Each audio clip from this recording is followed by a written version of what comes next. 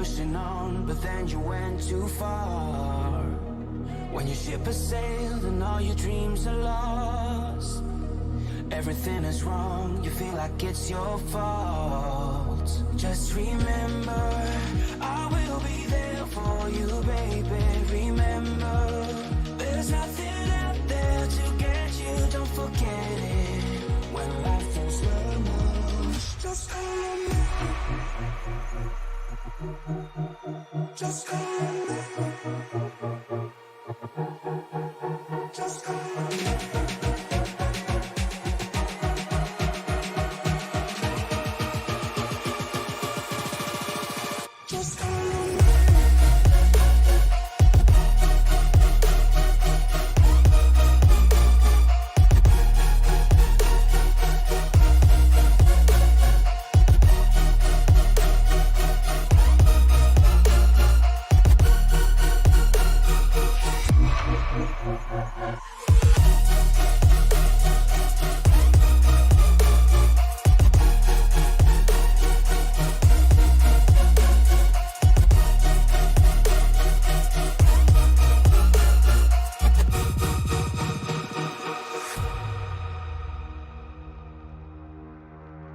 You're stronger now than you ever been.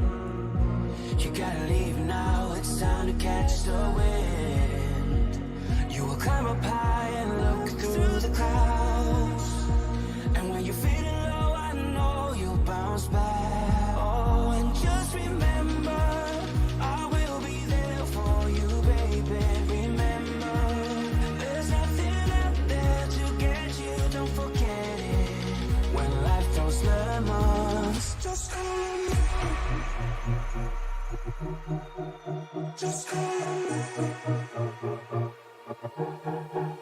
Just call me.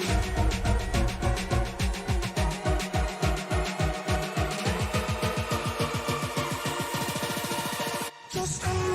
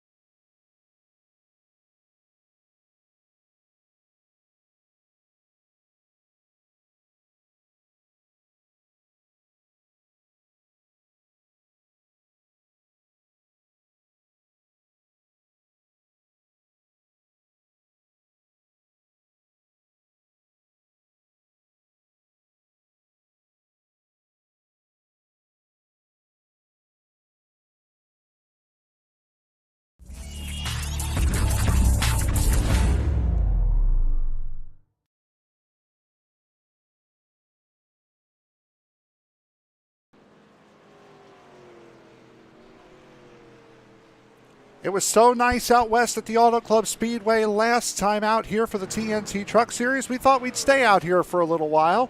It is round number 4 of the TNT Truck Series, season number 8, and it's coming to you live from the Phoenix Raceway.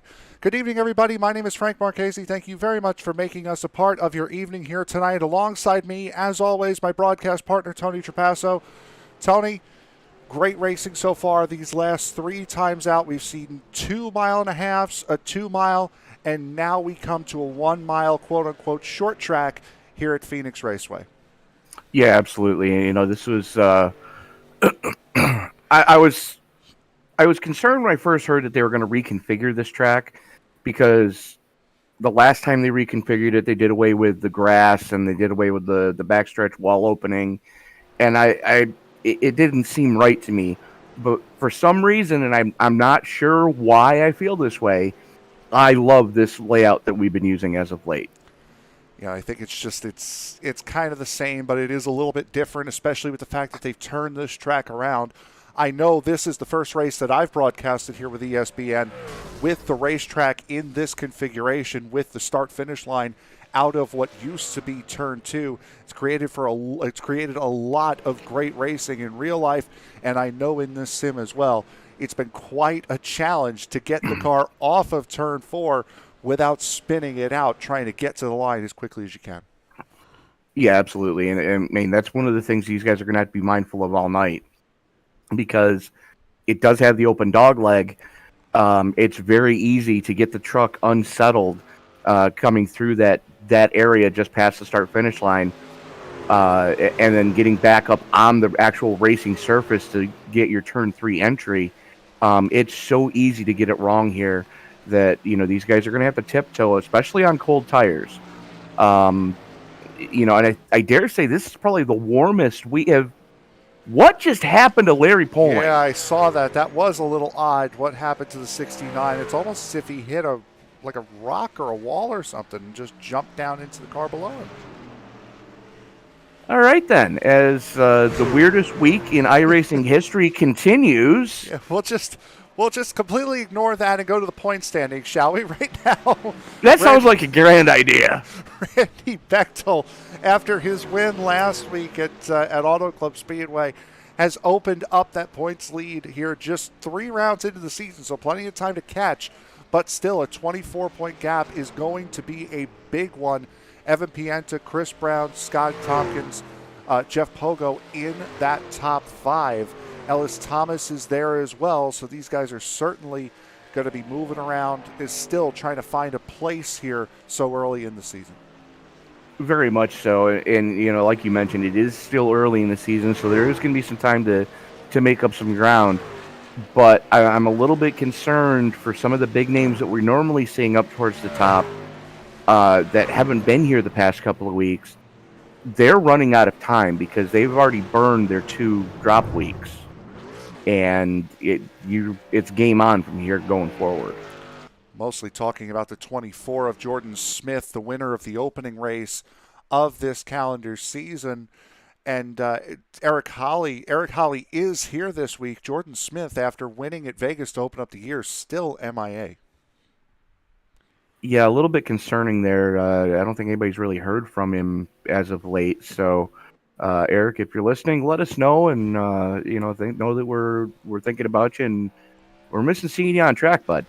Yeah, not entirely sure what's happened there, but here we know of a guy who is coming back. That would be the 8 of Eric Holly. As Holly getting set to set his first times in quite a number of weeks here. Ellis Thomas around as well. First man out on track to set an actual time is going to be that number 52 of Johnny Rapp. He's the first one to take the green. And that number 52 was very, very quick in the practice session. Ended the charts at 2nd. So far, but a lot of guys out on track right now to try to get that flyer in. Is this league did shorten things up in the qualifying. They went from a 10-minute qualifying session to a 5-minute, and I know the first week that we did that, it really caught a lot of guys out. Yep, and we're back to a 10-minute qualifying session here this week, so we've had 2 10-minute qualifying sessions and 2 5s. This will be the second of the 10 as Scott Tompkins goes to the top. Johnny Rapp sets the fastest first half of the lap right down on that yellow line, trying for the best second half as well, and that's exactly what he will get. Johnny Rapp in the 52 goes to the point. Eric Holly should be the next one to cross the line on the second lap at least. Chase Barry second, Scott Tompkins third. Guys starting to move around here. Bechtel up to 5th after his first lap. Here's Eric Holly crossing the line again. Neither lap counting. I think he hit the wall both times. Just touched it coming out of 4, so Not the night he was hoping for as his return. As Pogo out on track right now, too. So Randy Bechdel finishing his second lap at the moment. And Bechtel, fastest of all, second half of the lap, fastest of all overall. Pole position for Randy Bechdel, looking for his third pole in the opening 4 races of this season. Chandler Somers, who finished second last week at Auto Club. First lap put him 11th, second lap will put him 9th. Pogo goes 8th quick on his first lap in the brand new Ignite Chevy. We're so used to seeing Monster Energy and Hoonigan on there that I'm kind of digging the black, white, and hang on to her. Yeah, he's not digging that wiggle, though. Absolutely not, as he was all sorts of sideways coming through what used to be turns 3 and 4, now it's 1 and 2. And he will cross the line quite a ways off of where he was expecting to be. Dan Dill 13th on his run. Evan Pienta in the 0-0. A big slide coming out of turn 2 into the wall on the back straightaway. He was fastest of all the first 2 turns and goes for naught.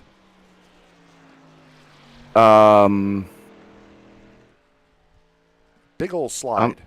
I'm showing that he's still on it. Oh, no, he's on lap 1 now. Yeah, he'll come to the line. He'll only get 1 qualifying lap now, as Chris Smith on his first lap goes 7th quickest. Ryan Jones rolling it as well, as he's trying to get up to speed. Not quite sure why the times are not showing up on the ticker on top. We were confused with that in practice as well, so we do apologize. Should be okay to go for the race. Chris Smith 3rd quickest. Evan Pienta on his 1 and only lap. He's still wiggling that Ford F-150 through turn 2. That truck is not happy, and I can't understand why. Now, these things are fixed setups, and there are things you can adjust to get trucks a little out of line. You could see just how bouncy it was when he went through the dog leg that time, as his 1 and only flyer is going to count for 4th quick. So decent recovery as Ryan Jones goes 3rd quick on his first lap. There we go. Now we got some times up on the top there. That was an SDK thing because it went blank on my screen too. Yeah, it's only... And Jones not able to improve. Going to sit 3rd quick still. He hit the wall. You can see the damage on the right side of that number 7. Yeah. Anthony Reynolds made his season debut last week at Auto Club. He'll go 15th quickest. And he is going to be the last one to post a time. No, he's... Yep. We do have 10 minutes. It is 10 minutes tonight. No, they just advanced it. Just as Cody Levitt's having connection issues. Yep, and Eric Wright was out on track. Yeah. So, anyway, we'll go to the grid now here for what will be the start of round number 4 of the season. And on pole, as you would expect, is going to be that number 51 of Randy Bechdel. Taking the pole with a 27.096, his 3rd pole award of the season. Johnny Rapp, just 3/100ths of a second, just off to his outside in row number 1. Ryan Jones and Evan Pienta will make up row 2, with row 3 going to Chris Smith and Chase Barry. Chris Brown and Scott Tompkins will make up row 4. Ellis Thomas and Chris Hone will sit in row 5. Row 6 will go to Jeff Pogo and Stephen Holmes. Chandler Somers and Jamie Leach rolling off in row number 7. Row 8 brings us Anthony Reynolds and Larry Poling. Row number 9 is going to go to Dan Dill and Zach Calloway. Dan Dill, the last one to post a time in qualifying. All drivers after that are going to be lined up via their I rating. So row number 10 is going to give us Tommy Cannon and Eric Wright, Jared Hagedorn and Eric Holly in row 11. Row 12 goes to Paul Thomas and Mike Mock. And if Cody Levitt can get back into the session, he's going to be starting shotgun on the field in 25th. So a nice-sized field here tonight for the TNT Truck Series, as we are Looking on the grid, there's one of the big changes that you can see. This big O'Reilly Auto Parts bit down here in turns 3 and 4, that used to be pit road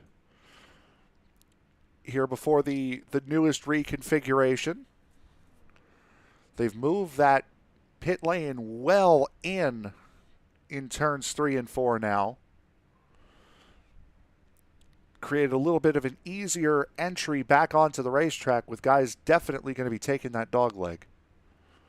Very much so. As it's become quite fashionable to go almost all the way down to the inside safer barrier going through that area.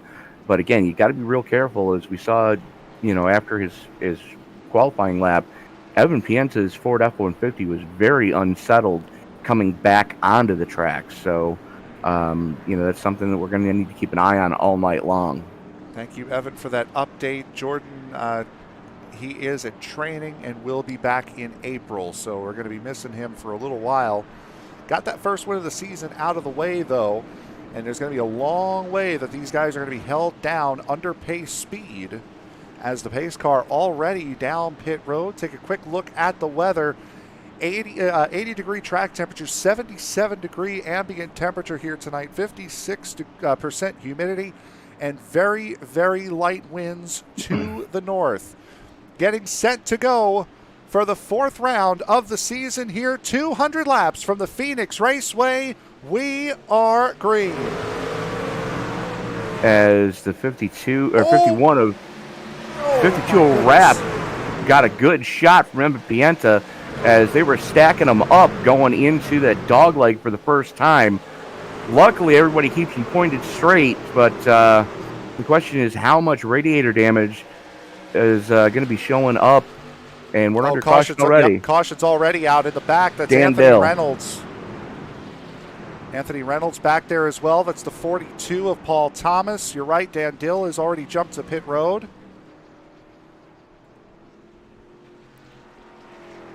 I mean, and we said it's going to be very loose here early on. That started with the 82. Be looking at Anthony Reynolds here. Yep, just lost it coming out of 4. Oh, and Dill had nowhere to go, and really neither did Paul Thomas. Yeah, that's a rough one. Dan Dill's already decided to just put it on the hauler, getting his show-up points and calling it good. He's on board of Paul Thomas in the 42. See the wreck happening in front of him. He's trying to roll, expecting Reynolds to move away a little bit, and just didn't. Take a look at this now on board of Dan Dill here. I think Thomas would have been all right if Dill hadn't, unfortunately, gotten into Reynolds, because that's what shot Reynolds back up the track. There's a combination of hitting that wall and the momentum of Dill sending him back up the track. Those were the words I was looking for. Thank you. Now it's time for good news, bad news. Good news. If you're a Cody Levitt fan, he's back on the lead lap after missing the green. I should say. He's back. Well, he's back on track. Yep, you're right. Yeah, he got the lucky dog. There you go. Bad news. The field is going to now go single file because we did not complete a lap under green as soon as the race started. Well, there you go. So there's a plus and a minus for everything. Yeah, that's I guess one way to put it. That's about the way it works. Sure, we'll go with that thought. Not too many movers and shakers. A lot of the movers moving up from the back of the field after those 3 had spun. Up towards the front, Pienta and Ryan Jones swap positions. Tompkins and Brown swapping positions, as well as Pogo and Hone. Those guys swapping spots as well. Stage breaks tonight are going to be lap 40 and lap 100 to determine who will take the 2 stages here tonight.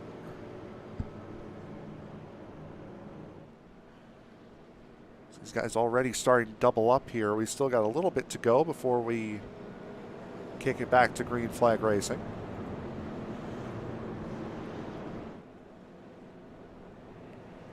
Anyone want to break the bad news to them that we're going single file? I know some of them are watching, so I think they've just found that out.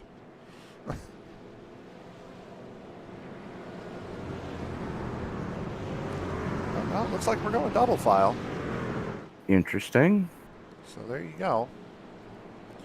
Commentators are wrong again. Go figure. Well, every other time we haven't gotten back to complete a full lap. You'd be right about that. So pace car is going to jump off. And again, this is one of the negatives about switching the location of the start-finish line is these guys are going to have to go around half of the racetrack at pace speed because of where the pit entry is in relation to where the start-finish line is. As these guys coming through turns 3 and 4 now. Here goes Randy Bechdel, and we're back to green flag racing. This start a little less jumbled than the initial. Evan Pienta and Johnny Rapp going door to door as they haul it down into turn number 1 for the first time really under anger. As Bechtel looking in his rearview mirror, seeing those guys running side by side and loving what he's seeing right now, as everybody else behind him pretty much single filed out until you get back to the 80 of Ellis Thomas. Looking at Ellis Thomas right now to the inside of the 1 of Chris Brown, getting very close to each other coming off of turn 4. As Thomas trying to hook that inside line, and that's going to certainly be one of the lines of advantage here tonight. And how about this for a sight we haven't seen much this season? This early in the race, the 17 of Chase Barry up here battling inside the top 10. Yeah, absolutely. Good to see Barry's Toyota up there. We haven't seen him this far forward since, I believe, the opening race of the season. It was Kansas where he finished 3rd. Yeah. And even before the final stage, he was towards the back, and that's been a strategy call for him thus far this season. However, Well, I think the fact that he's teamed up with Bechtel and Jones now, that's really invoking some confidence in himself to, be able to mix it up with some of these front runners. He's been with those guys the last couple of seasons, and just don't know whether it's the new tire rule that he's decided to chill out a little bit, or what the situation with him has been this year. But now 4 races in, qualified up towards the front, which is something we haven't seen him do all season long to this point. And now starting to mix it up and battle for positions as we're seeing Chris Smith start to look to the back end of Johnny Rapp. That would be for the 4th position. And you can see Evan Pienta up towards the top, Randy Bechdel in the middle, Jones on the bottom. Multiple lines here, especially through turns 1 and 2. It was a big moment for Chris Smith as he had to really haul it down to the inside coming off of 4 to avoid getting into the backside of Rapp, and he's going to make the pass happen coming through the dog leg. Now Rapp's got to worry about the 25 of Scotty Tompkins as they're alongside. Rapp has got to get to that low side coming through 3 and 4. And this is very weird, Frank, because the last couple of seasons, last couple of years in iRacing, we've really seen that second lane coming through what is 1 and 2 now. That second lane has always really paid dividends, even early on in the tire run. But we're seeing right now that low lane is where you really want to be. It certainly is. Ooh, Scott Tompkins getting into the wall coming off at turn number 2.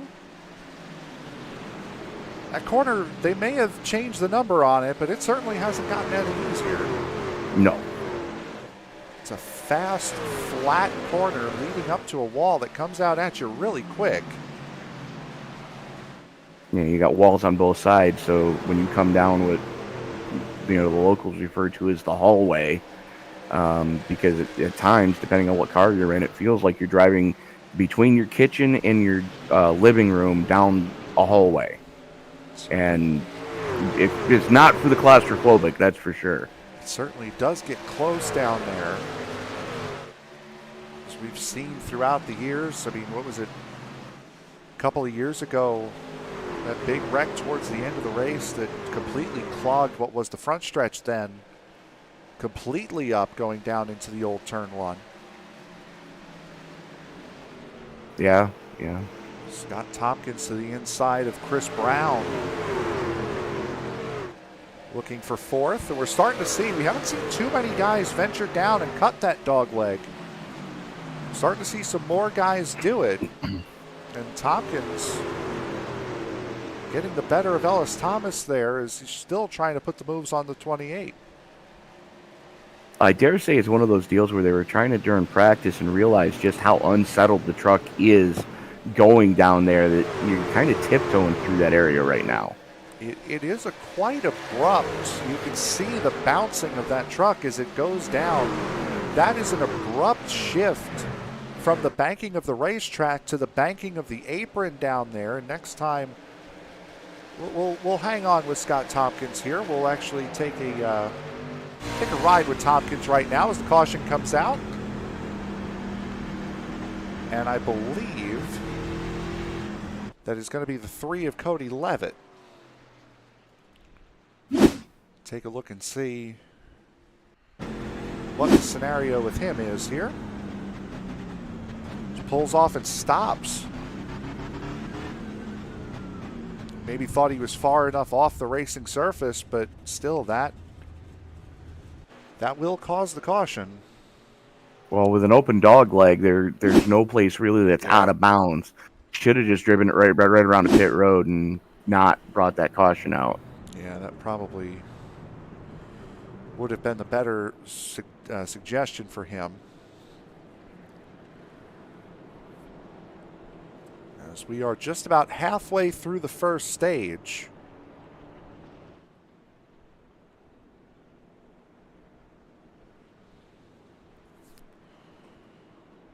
Working lap 18 of 200, Chase Barry deciding to come into pit road. I guess he must have realized we spotted him up towards the front. Now he's headed rearward. Well, you know.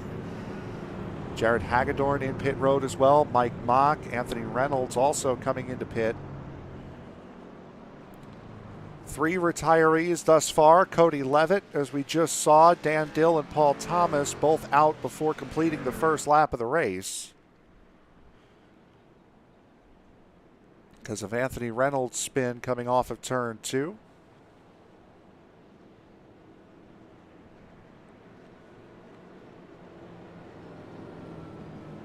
As the man you see on screen right now has led the whole way.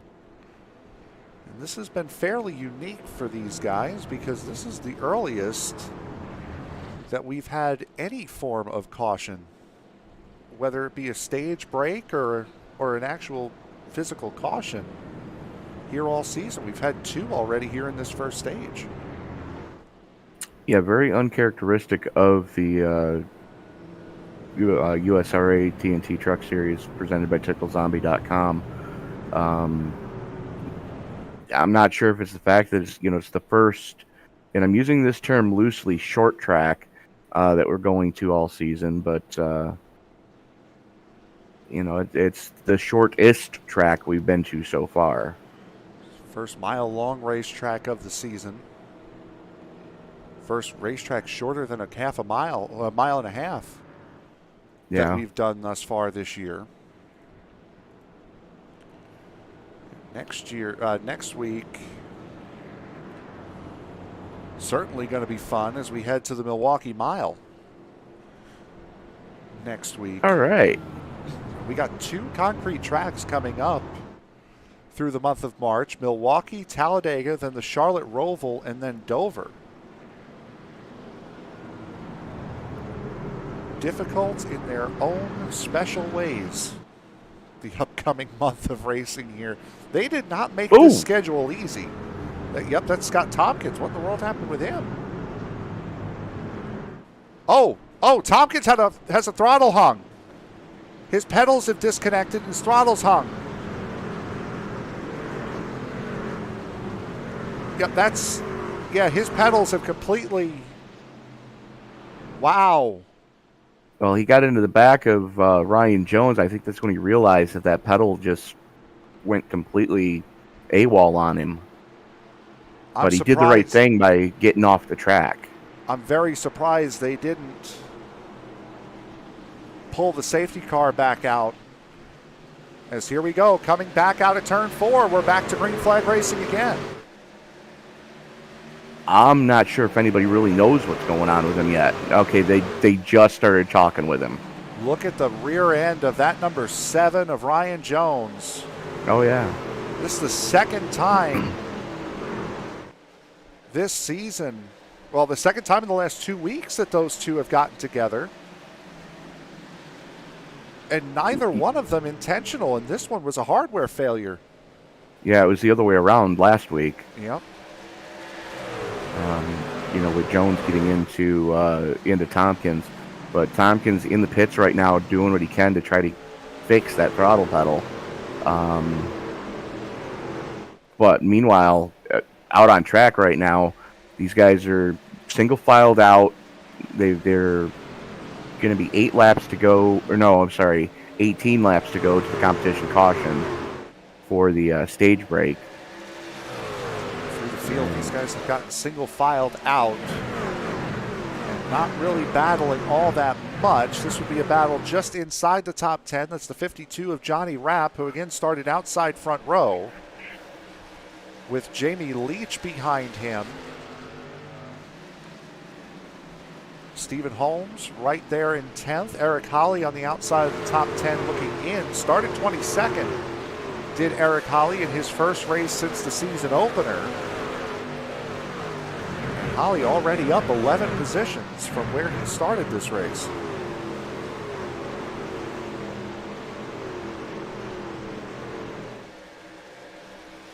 Number 8 starting to work his way forward. Ryan Jones still trying to fend off Chris Smith. And fortunately for Jones, that damage on the back end, fortunately it's not a new gen cup car where it could have damaged the diffuser on the back end of that thing. And this is not necessarily a rear aero dependent racetrack. Certainly you want it, but it's the front end you don't want to mess with. Yeah, I mean, it could be worse, but, it could also be a whole lot better than it currently is. 7 Pienta still not close enough, about 0.2 of a second between himself and the 51. And that 00 has had a lot of time to look at the back end of Randy Bechdel's truck this season. Chris Smith trying to find a way around Ryan Jones on the inside. Ellis Thomas in that 80 right there as well. Chris Brown in the 1, not that far off either. Yeah, Brown's having a pretty decent run right now, but, hats off to Eric Holly. Got into the top 10 for the first time tonight after not having the qualifying attempt he was hoping for.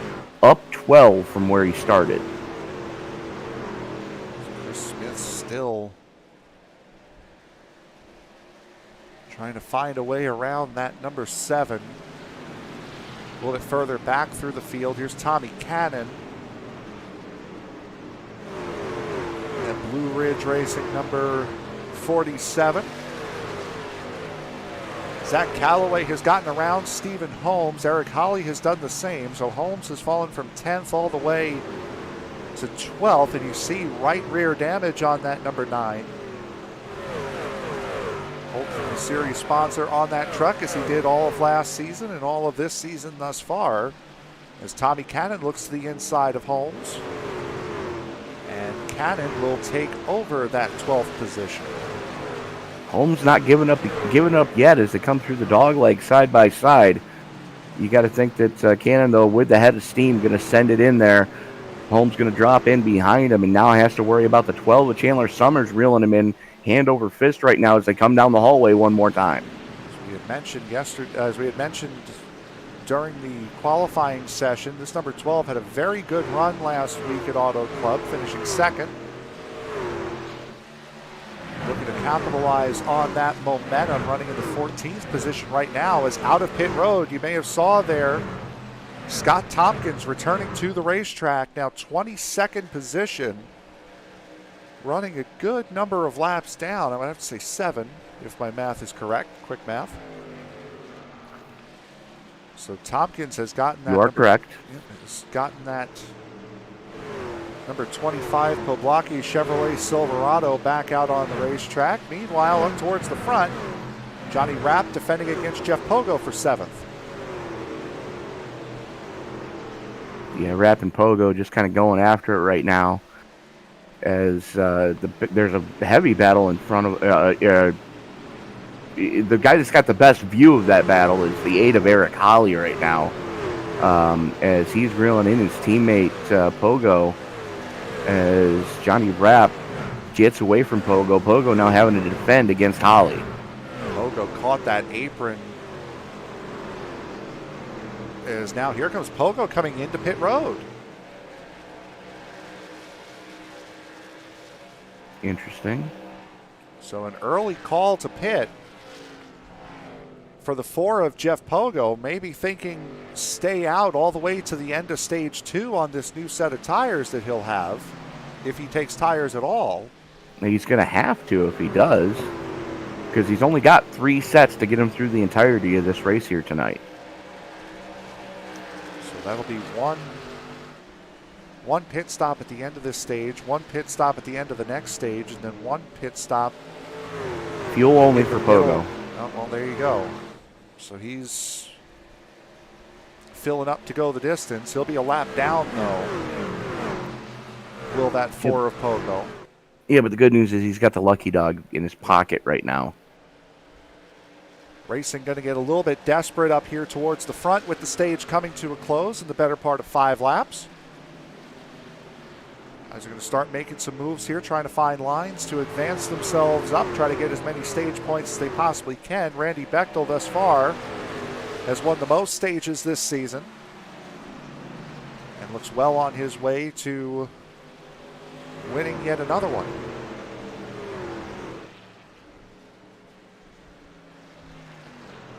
Absolutely.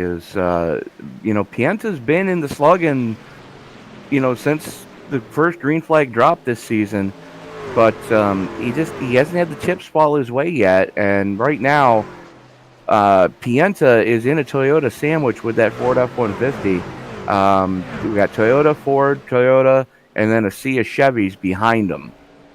5 Chevrolets behind the top 3 right now. Zach Calloway, another Ford F-150 running in the top 10, running in 9th. Stephen Holmes as well, Jared Hagedorn, Mike Mock, all on tracks in the blue oval.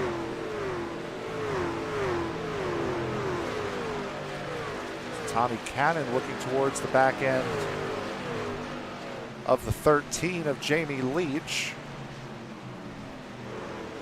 So this battle up here in the top 3 is Ryan Jones swinging way wide coming out of turn 2.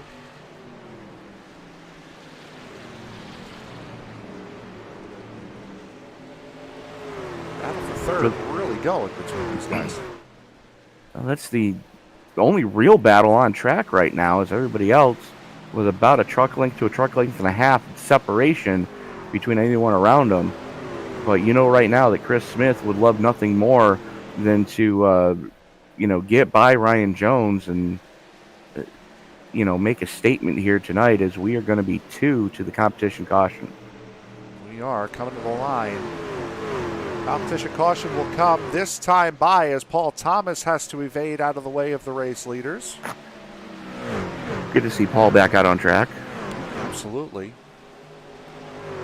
As Randy Bechdel, coming out of turn number 2, started on pole, has led the entirety of this first stage.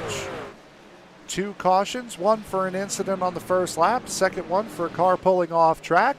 Randy Bechdel comes out of turn number 4, and he will take the first green and white checkered flag of the evening. Stage 1 goes to the 51. It's a nice little stint there once they got the cautions out of their system.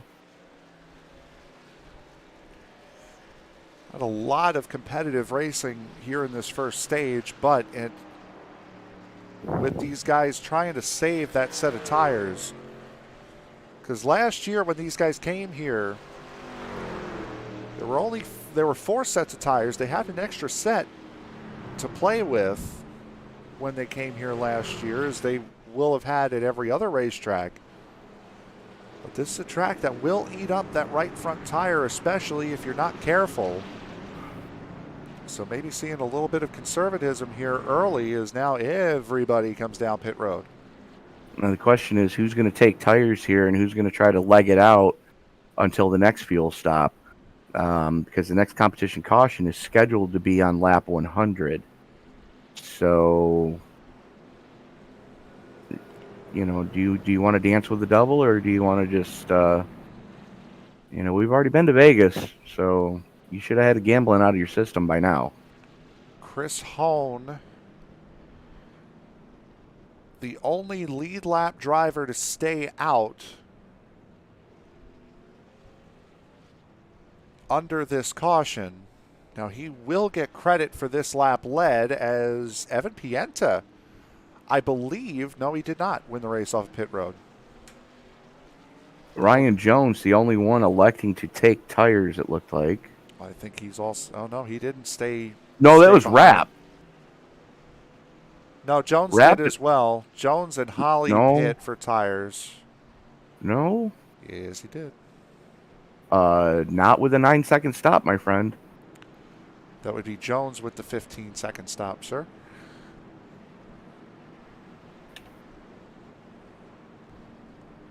Chris Hone coming into pit road this time. I apologize. We've been working together for what, almost 2 years now? Sure, why not? And Eric Howell is the only other one to actually put tires on, as well as Eric Wright. Everybody else, fuel only. Jeff Pogo stays out to get the lucky dog. And Scott he already Tompkins topped off for fuel, yeah. so. Yeah, Scott Tompkins staying out to get one of his several laps back. Kind of has to at this point. Yeah, let's go back and take a look at what happened on that restart. So take a look.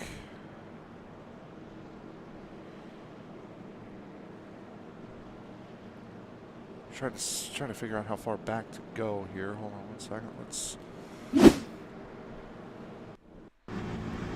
Let's take a. This is on board. You can see right there, and he is not in control of his throttle pedal at the moment.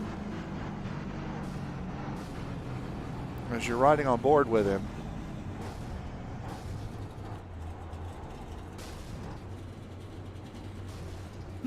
Go one more time.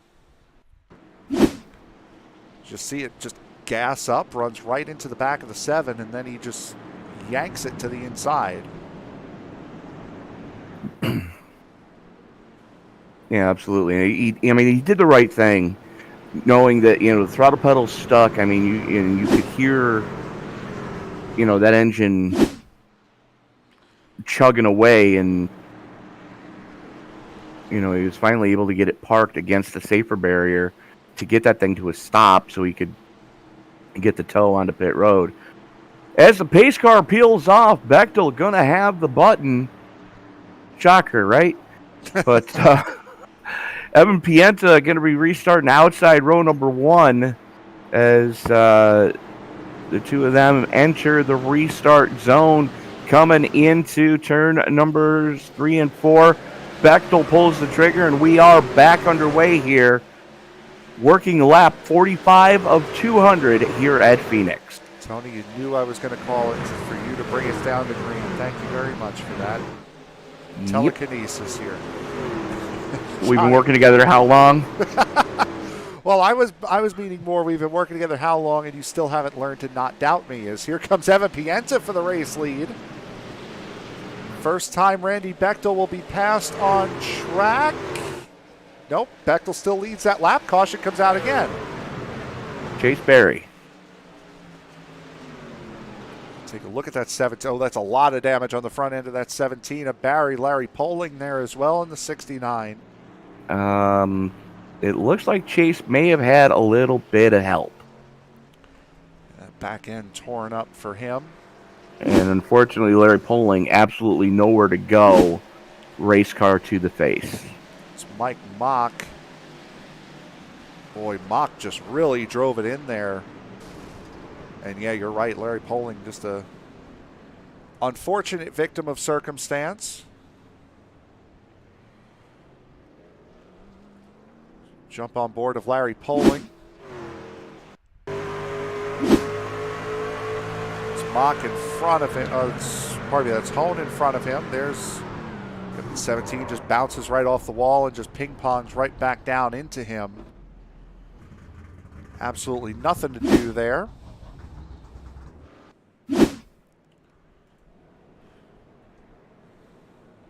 Mike Mock, Stage 2 winner last week at Auto Club.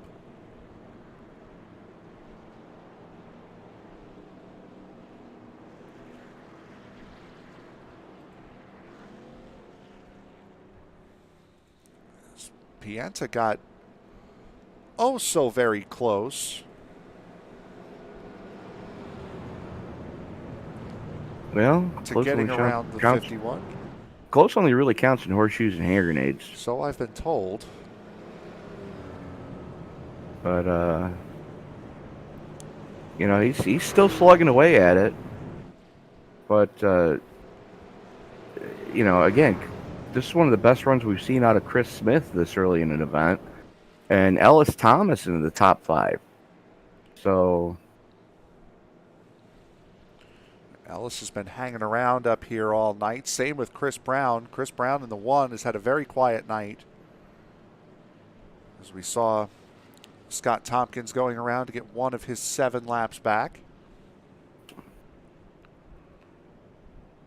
Ryan Jones running in 6th by virtue of taking tires on that last pit stop. Johnny Rapp, Jamie Leach, Zach Calloway, Stephen Holmes rounding out the top 10. As we are Eric Holly flirting with the top 10 right now as he's sitting in 12th after getting the fresh tires. Jeff Pogo running in 17th after getting the lucky dog under the stage brake. Just about a quarter distance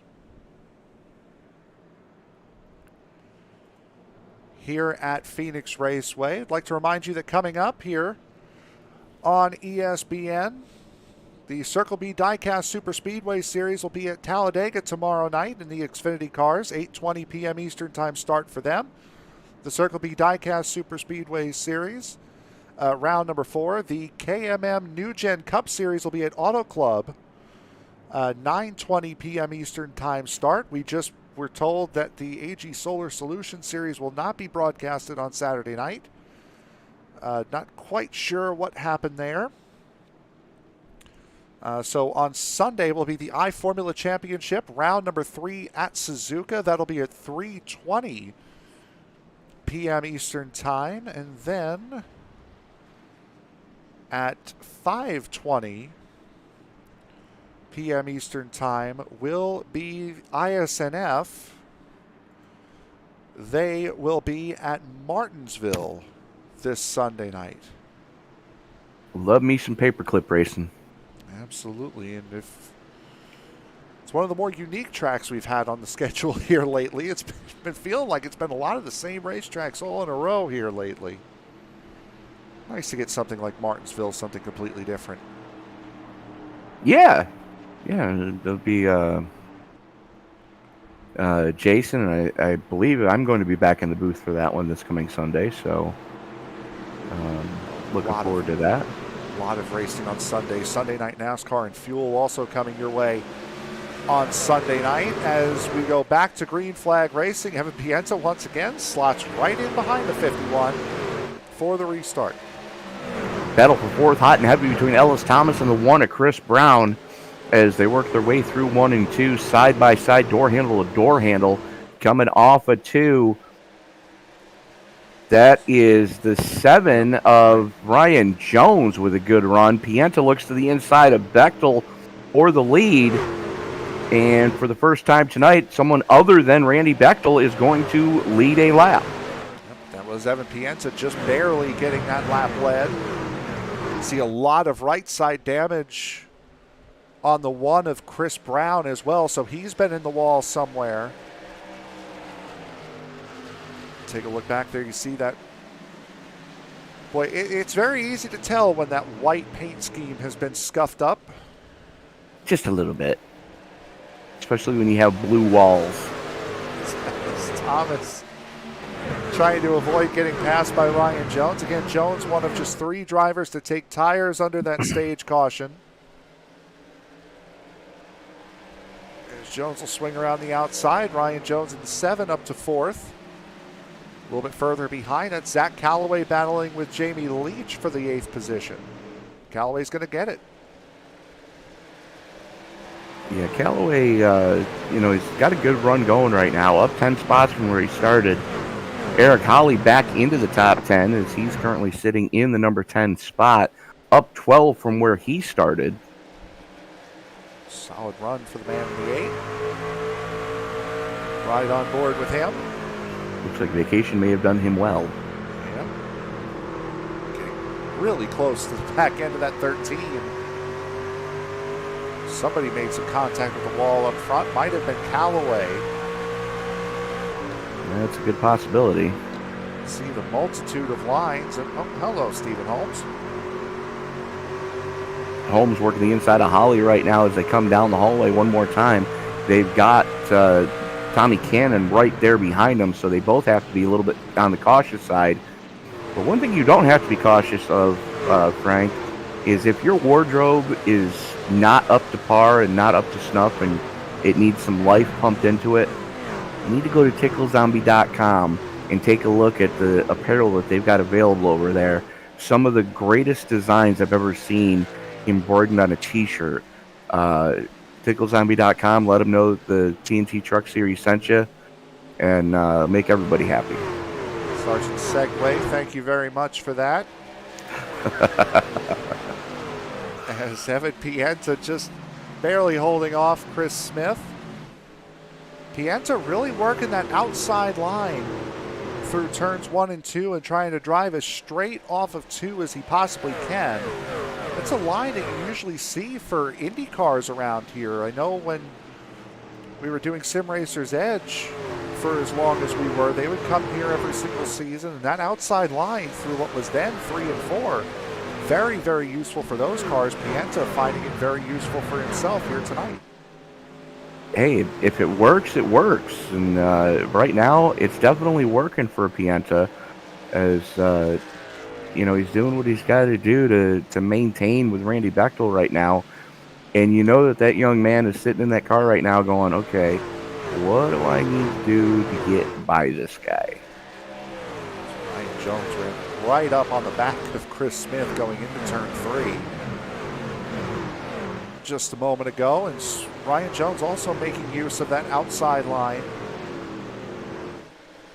cutting down and diamonding that corner a little bit more than Pienta is. And with those fresher tires, though, it's a nice little advantage for him if he can keep those tires under him.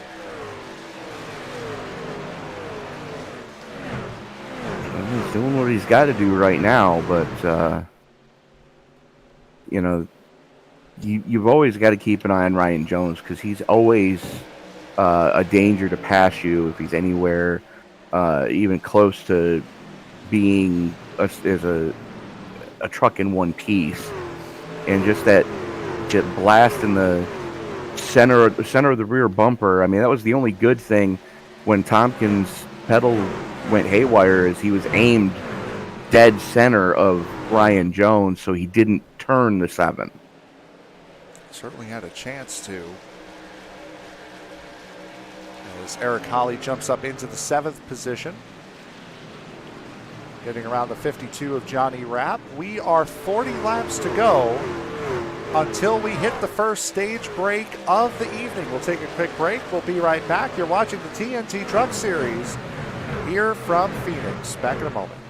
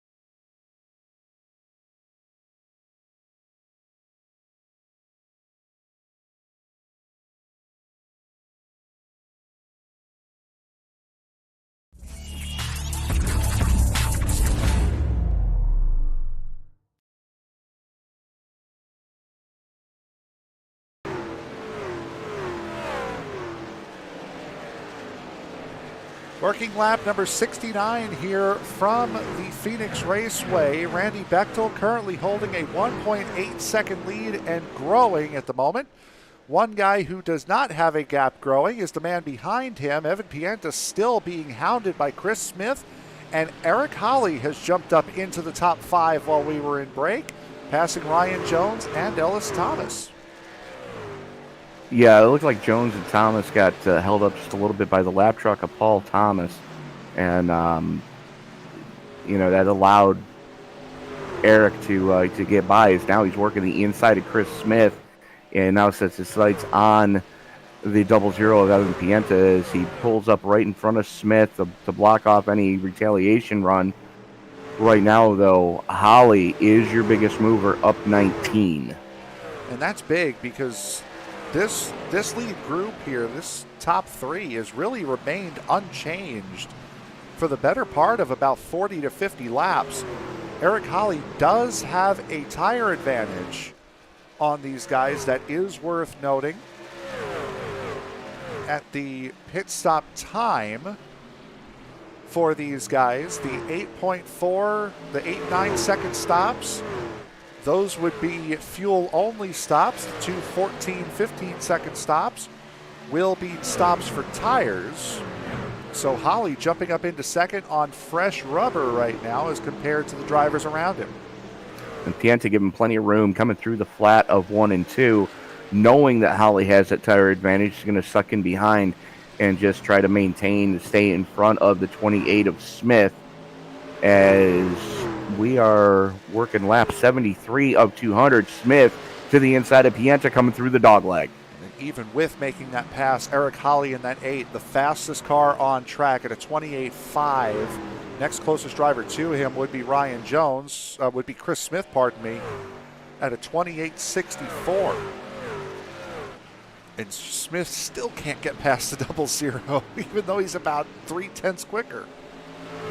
Well, that's something you and I have talked about quite a bit, is catching someone is one thing, getting past them cleanly, that's a whole new ball game, and that's exactly what Smith is dealing with right now, is Pienta using that second lane to defend, to keep the momentum coming off the turn 2 and down the flat front straightaway. So, like we were talking about earlier, that second lane is starting to pay dividends. At L41, you're seeing in the battle box there in the bottom right-hand corner, that is the lap those guys all came into pit on. And that will certainly be different come the third stage, when we are going to have to make a pit stop at some point during that stage.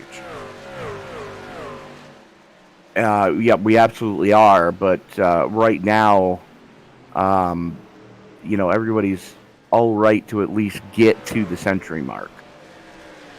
Ellis Thomas working on the back of Chris Brown. That would be for the 6th position. You can see damage on these trucks has been very detrimental through the first 3 races of this season. Here tonight, there is a little bit of leeway because this is a racetrack that doesn't require doesn't emphasize, I should say, aerodynamics over raw horsepower. This is more of a handling racetrack, and the aero is not going to affect it as much as it would at, say, a Vegas, Kansas, or Auto Club, the way we've seen over the first 3 rounds of the season. Yeah, very much so. I mean, you can get away with more here and more on the short tracks, and as you mentioned, it's because you're not as aero dependent. You can have a little bit of a crinkle in a quarter panel or a fender that doesn't look perfect and still be able to get good drive off the corner. Not so much in the next gen car that some of the Cup Series are running that we broadcast here on the Esports Broadcasting Network, but with the trucks and the old steel bodies and like they've been running since the beginning of time, these trucks can take a pretty good beating. Look a little bit further back, as that's the 53 of Eric Wright. Now, Wright did take tires under the stage caution. You see a little bit of a ding in the right rear corner. He is battling with Jeff Pogo. Pogo trying to maintain the 14th position. Now, Pogo was running inside the top 10, came into pit during stage 1 with about 5 laps or so to go in stage 1, and just has not been able to catch back up through the field to get back to where he was. And speaking of pitting in the middle of the stage, actually, never mind. It was Chris Smith cutting down a little bit low, triggering the pit stop marker there on my thing. Yeah, if you did 2 tires below that yellow line coming off of 2, it will trigger that, and it gives us a false sense of, hey, somebody's... no, they're not.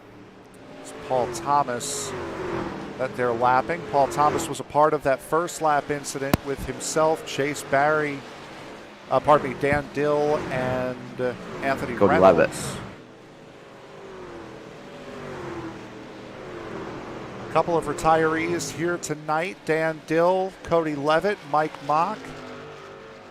3 retirees here tonight. Larry Poling and Chase Barry are not official retirees, but they've both been in the pits for 20 minutes trying to repair damage to their race cars. So their night effectively over.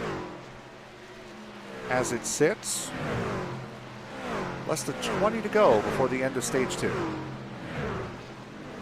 There's that battle for third still hot and heavy between Pienta and Smith. Pienta brushes the wall coming off of 4. You see just a little bit of damage on that right rear bedside as he just brushed the safety barrier. No harm, no foul, though, as he keeps it pointed in the right direction. And it's the best run Chris Smith has had going into turn 3 in quite some time. Here it is. Pienta trying to straight line out of turn 2 as much as he can, and that forces Chris Smith to swing a little bit lower than he was expecting to. Still hanging on, go to the inside at turn 1 and 2. Might be able to cut the dog leg and get the advantage he's looking for. The fact that they're able to do this on 84-lap old tires is nothing short of amazing to me. We're right on board here with Chris Smith for a moment. See him still battling with the 00. Just watch how violent, because he's going to take this dog leg this time. Just watch how violent and how much this truck bounces on the transition. Bam!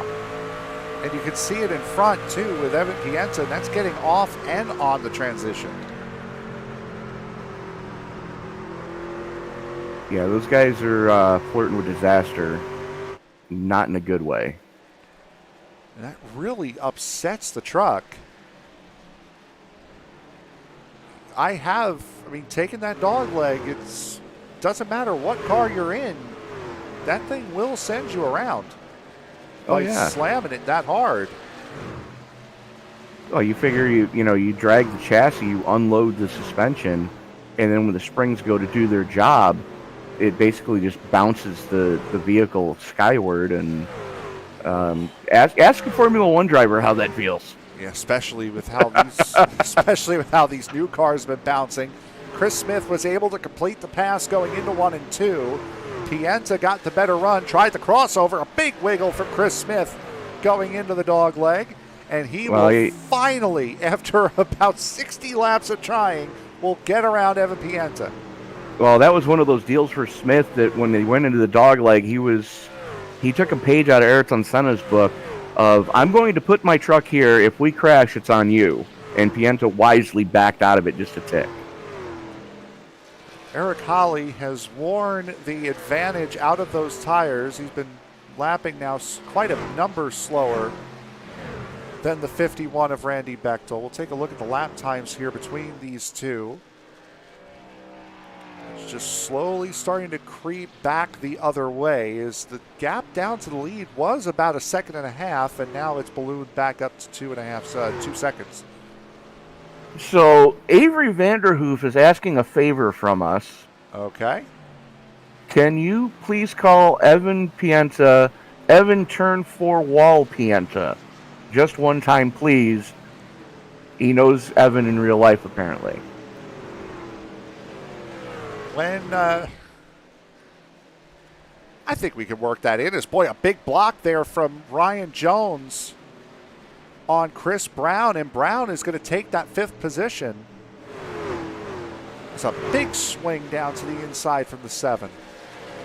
Yeah, I got to think that Jones used up that tire advantage working his way through the field as Brown, again, on 90-lap old tires, cheese gratering the right side of the number 1 truck, making it happen, though, as Pienta is working by, I believe that is the lap truck, the 82 of Anthony Reynolds, as Reynolds got into the turn 4 wall that time, or turn 2 wall.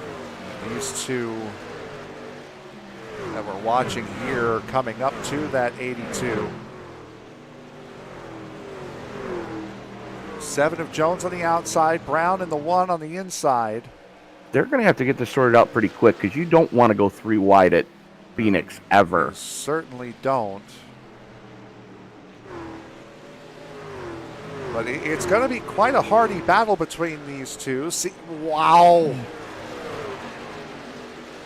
That's the polite way to put it. And that was Jones anticipating Brown taking the dog leg. He didn't, and then had to bail out of all of it. And all that battling between the two of them has allowed the 55 of Zach Calloway and the 13 of Jamie Leach to reel them both in. Calloway It's had some very quiet but very good runs so far this season. There's Reynolds now.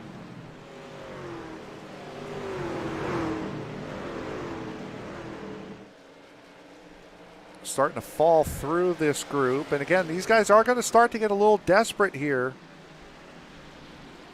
Stage ending in 6 laps. Try to get as many stage points as you possibly can.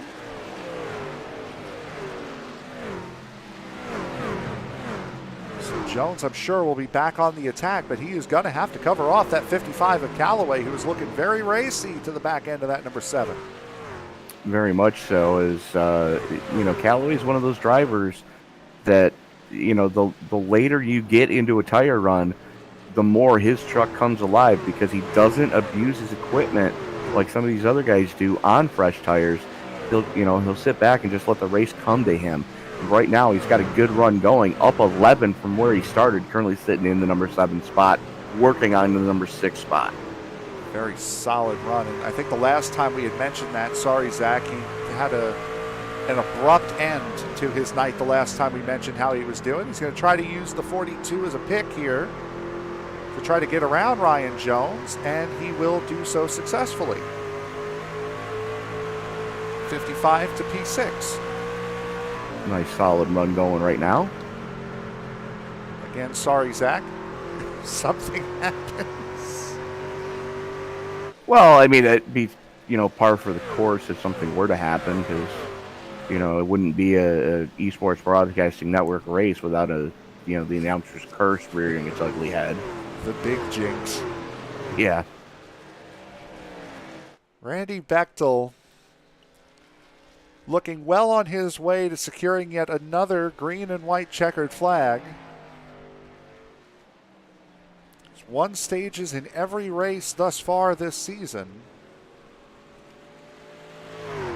And with a 3-second gap to Eric Holly, it's looking as though he is going to take it once again.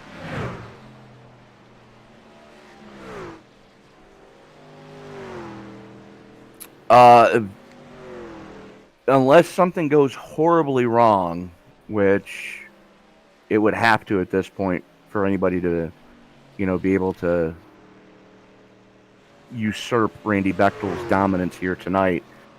But, Eric Holly's got to be proud of this run so far. Didn't get a clean lap in qualifying, banged the wall twice coming off of 2.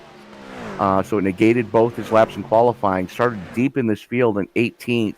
Currently sits in 2nd, up 20 spots from where he started. So a very solid run in his return to competition after that 2-week vacation in Hawaii. Yep, and it'll be a 2nd place finish in the stage for him as Randy Bechdel takes stage number 2. Coming across the line. Chris Smith edging out Evan Pienta at the line for 3rd.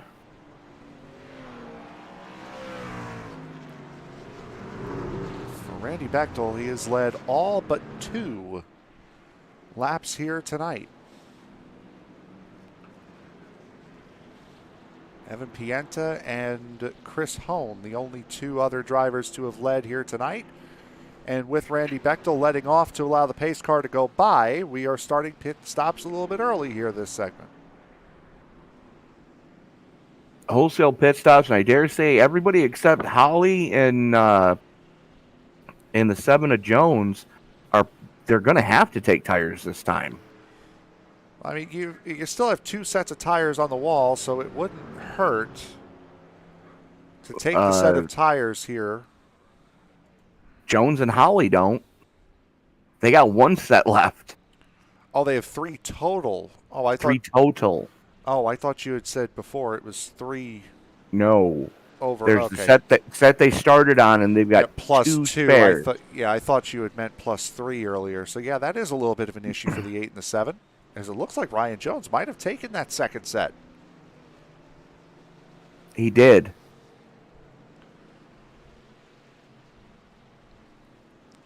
So those guys are going to try to hit 100 laps on that set of tires, just as the first group did. Jared Hagedorn coming into pit road now. Getting the free pass to get back on the lead lap. Yep. So expect him to put his first set of new tires on. But Holly and Holly and Jones both took their final set of tires under this pit stop. So that's sketchy. It's interesting. It's going to get sketchy later on here. We've already had a few incidents here on fresh tires, and this will be the first time since the beginning of the race that the entirety of the field will be on a fresh set of rubber. So they're going to be hoping for caution laps here.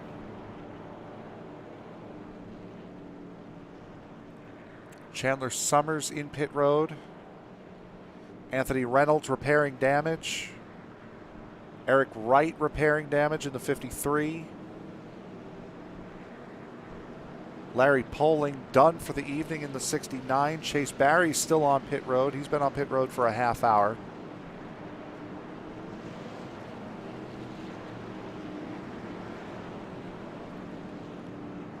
Only retirees tonight again: Dan Dill, Cody Levitt, Mike Mock, Larry Poling.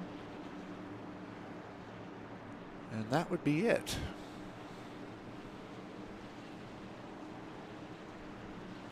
Tony, take us down again. Pace car peels off, coming off of turn number 2. Bechtel has the button. Eric Holly going to be starting on the outside of row number 1 this time.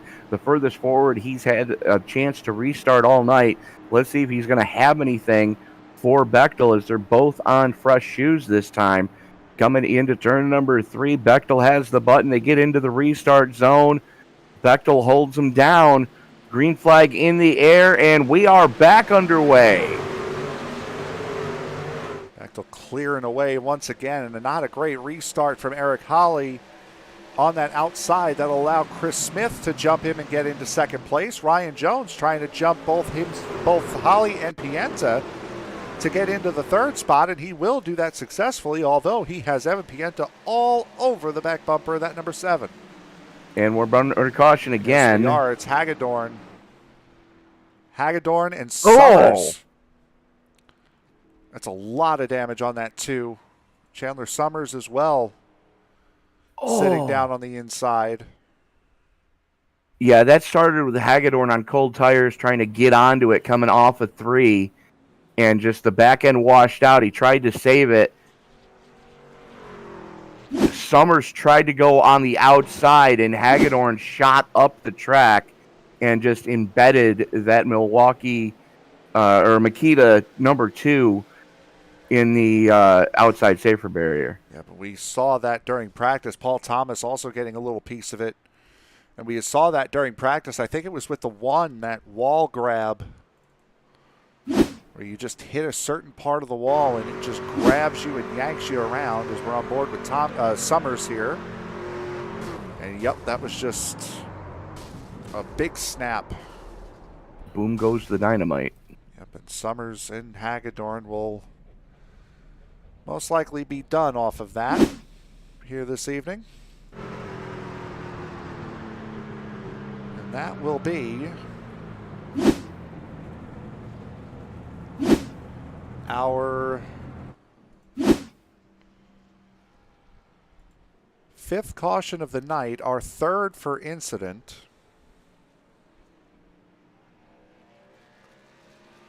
And it'll be our 2nd caution for incident coming out of turn 2.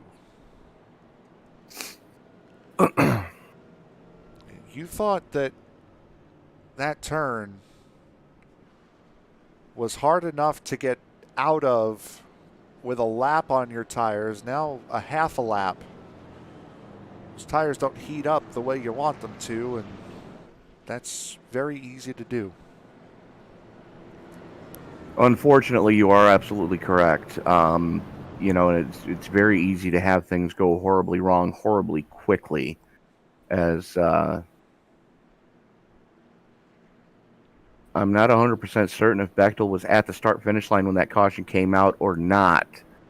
So it's going to be fun to see if this goes single file or stays double file on the restart. As Bechtel, Smith, Jones, Holly, Pienta, Rapp, Chris Brown, Jamie Leach, Ellis Thomas, and Stephen Holmes rounding out your top 10. Well, the last time this happened, they went double file. So I wouldn't be surprised if double file was what they decide to go with again here. Well, we'll see. For the first time tonight, Chris Smith will start up this high, and this is a big advantage for that number 7. The Payday Racing teammates running first and third at the moment, and they will double file up to get back to green flag racing. This could be a first and second for Payday here. Now they have finished 1, 2, 3. That was at Kansas, the second round of the season. Ryan Jones coming out the winner in that. Bechtel second, Chase Barry third. And with Chase Barry out of the race tonight, a first second is not going to be that bad. Actually, Barry's back out on track. Oh, well, there you go. After spending 35 and a half minutes on pit road, Chase Barry back rolling, albeit down in 21st. Yeah, he certainly will not have a chance at finishing third tonight. As we come through turns 3 and 4, it'll be Randy Bechdel, as he has done all night long, leading us down to green. We are back green flag racing here, just over 90 laps to go. Bechtel gets a decent restart as Smith goes with him. Jones goes with him, I should say. Smith under heavy pressure right now from the 7 as the two Toyotas looking to team up on that low side. Here we go. Jones has gotten by Smith. Pienta now all over the tailgate of Smith, trying to get third away from him, as Eric Holly under heavy pressure from both Chris Brown and Johnny Rapp. That was a big dive from Brown. A little bit of side pod contact. Around goes the 80, thrown into the racing surface. Only Jeff Pogo somehow gets damage out of that. Out of the 80 getting thrown across the track, I mean. Oh. Net code between the 1 and the 52 caused that, and that threw Chris Brown all the way down into Ellis Thomas. And Ellis Thomas was just across along the for track. the ride. He was just along for the ride at that point. Yeah, he absolutely was. Saw the side. There's the contact, the side-by-side contact, and there's Ellis Thomas somehow not getting clouded by the entire field as he got thrown across the circuit. Unbelievable. Unfortunately for Jeff Pogo, he does have a lot of right side damage on that number 4 tonight with the new paint scheme. Not working out the way he was hoping for, I guess. Yeah, no, he certainly will. I think he'll be sticking to his standard paint scheme here from now on. As we'll go, there's the contact. Here's on board of Pogo, and wow. Yeah, that was a good hit. Trying to see this from on board of the 9 of Stephen Holmes, because he was right behind this. 80 gets thrown across the track, and he didn't really let off. He kind of powered up. Kind of just hoping that he was going to fly by, and fortunately for him, he did.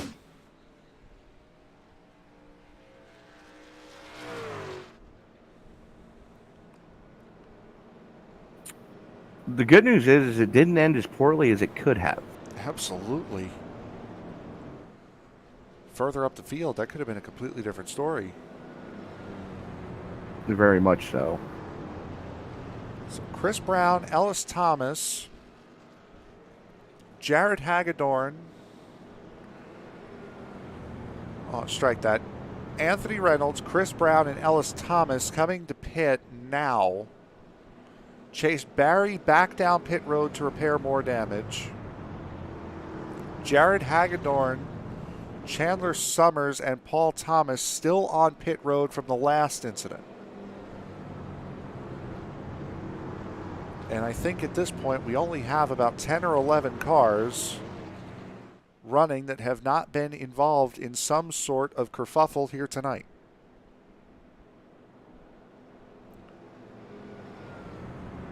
And for those of you who are Gen Z people, that means that very few people have not gotten yeeted.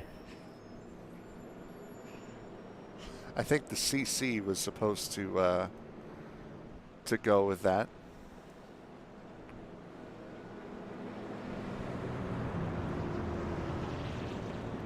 Anyways. The closed captioning. Yeah, anyways. Lights are out on the whatever that thing is that they're using for a pace car tonight. Let's call it a Tesla and call it good.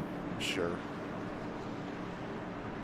On the iRacing Tesla pace car, as it gets ready to make that hard left turn onto pit road. It's got a grill, though, so it's not a Tesla. It's just black paint.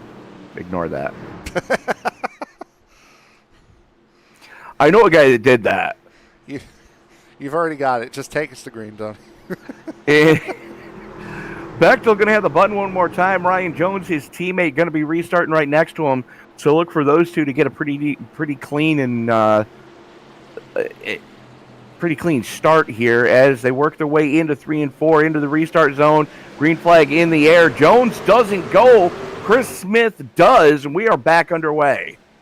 Yeah, and that's interesting that would happen because, again, with Bechtel and Jones being teammates in the same chat, I'm surprised that Bechtel wouldn't have told his teammate when he was going. Doesn't really hurt Jones since he'll take the spot back on the outside, but still a very interesting start there between the two. That was definitely something. Not at all what anyone was expecting. As right now, pretty single-filed out. Eric Holly trying to make some headway on Jamie Leach. That is your battle for 6 between the two of them. As they finally get that one sorted out, and now it's a 3-car battle behind them with Callaway, Holmes, and Cannon. It's Holloway as well there in the 55. Holloway plus 11 here tonight, running up in the 7th position. He was another guy who didn't take qualifying. As Eric Holly started to fall backwards a little bit. As the two Blue Ridge Racing teammates in the 55 and 47 head on around them, and now the 3 Gateway Motorsports drivers all together. And if any one of you 3 are listening here, lap 117, that's a pretty good screenshot for you guys. Yeah, very much so. As Pienta, the first one of the front runners to actually go down into the dogleg, gains a little bit of ground on Chris Smith by doing so at the front of this piece. Field's starting to get single filed out. Now the biggest thing is, can Jones stay with his teammate, and can Chris Smith stay with those 2 Toyotas in front of him? It's certainly going to be a task, as this is the first time we've really seen Jones back up towards the front since that incident. He's been hovering around the top 5, but has not been this far up, not just since that incident, but all night. 3rd place was the previous high that this number 7 has been in. It's the top 4. They may have shuffled order, but this has pretty much been the top 4 all night long. Bechtel, Jones, Smith, and Pienta. And that's the way it's been for quite a bit of the season as well. Those guys have been slugging it out all season long up there at the front of these pieces. And, the point standing kind of shows that right now. Jones not having the luck that he was hoping for, as Chandler Somers decided to finally put it on the hauler. So Somers, he was involved in the incident that we saw take out himself and Jared Hagedorn. It was the 13 of Jamie Leach getting high out of turn 2. He's had connection issues here tonight, has that 13. He's been sticking with it. Some flashes here and there, but nothing too extraordinary for the 13 of Leach. It has been there. It has been noticeable as here comes Leach to the inside of Johnny Rapp looking for 5th, and he took that rather easily. I'm surprised. Rapp must have pushed off at turn 2 and he really had a good backed push. out of it. Yeah, backed out of it to keep it out of the wall. He had a good push coming out of 2, and it just so happened to be the exact same moment that Ellis Thomas decided to put it on the hauler after getting into that incident that brought out the last caution. So that would make this by far and away the most retirements that we've had here so far this season. Absolutely. Still 16 drivers on the circuit, 14 of them on the lead lap.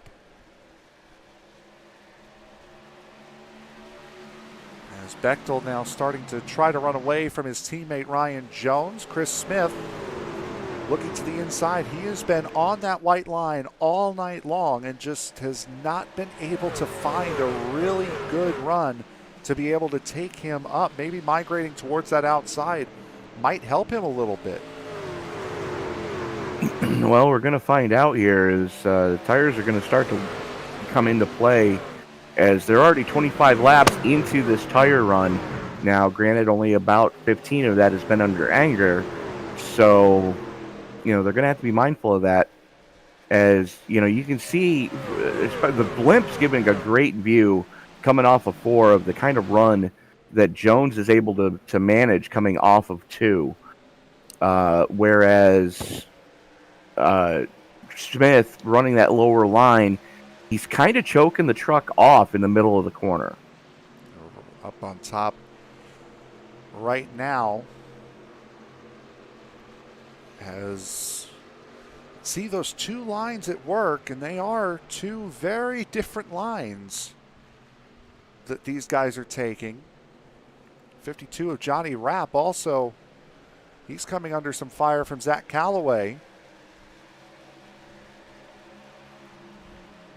Calloway and Cannon starting side by side with each other here tonight, and they're both plus 11 right now. Absolutely. Solid Blue Ridge. Yeah, they've got a good run going. As Jamie Leach had a good run going on at the end and then just backed out of it, lost all his momentum. He was getting ready to slug it out with Pienter for 4th. However, has since now fallen back into the clutches of Johnny Rapp, as the front of this field getting pretty strung out, tail end of this field even more strung out. And the front end of this field here, Bechtel is pretty well clear of it, as he has been all night long. It's the rest of the group here that's been in very close contact with each other. The 3, the 7, the 28, and the 00. Very, very affluent in close quarters racing here this evening.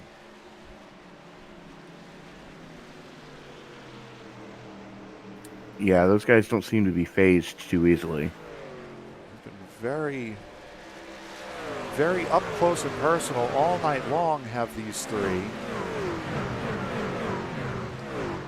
As Ryan Jones still holding on to that second position. And what we'll do right now, with 70 laps to go, we'll take a quick break. We'll be right back with the one and only round of green flag pit stops here tonight and the conclusion of round number 4 for the Phoenix Raceway for the TNT Truck Series.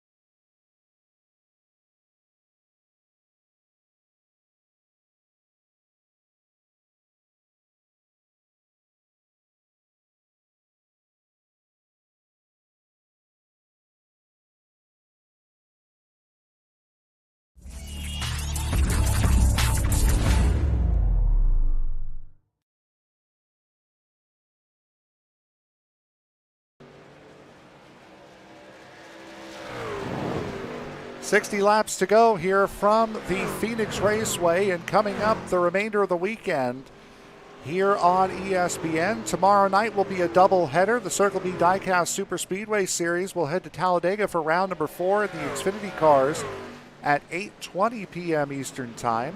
And then about an hour after that, the KMM New Gen Cup Series will hold, I believe, round 5 from Auto Club Speedway. Saturday, we just found out, it's going to be off.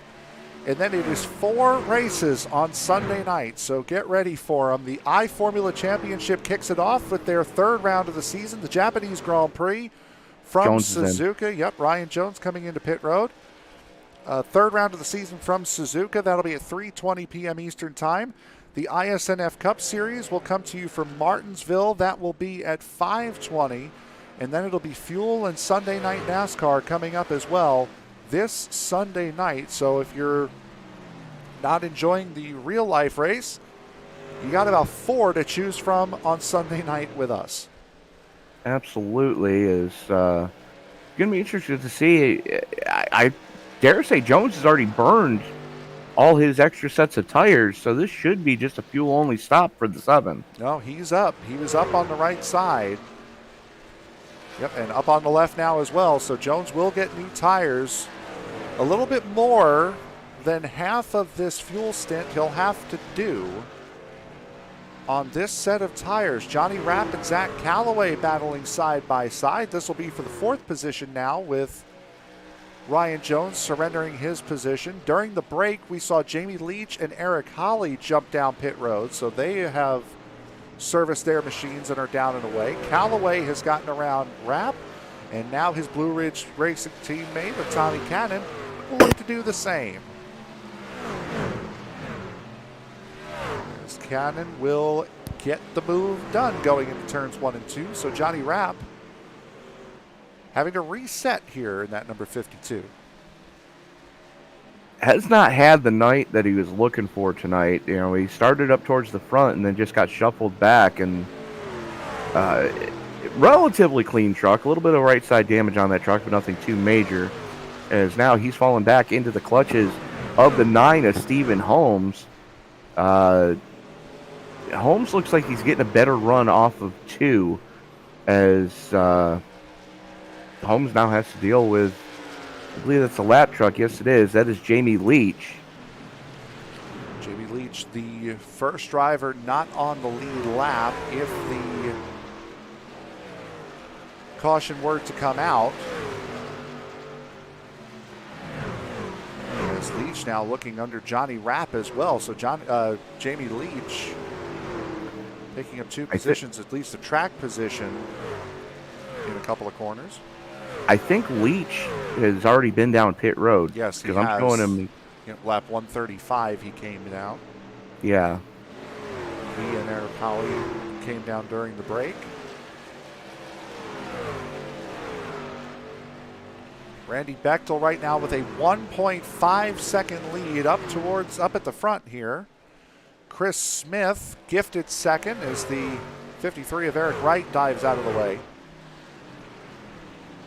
And then the sad story of a man and some broken pedals.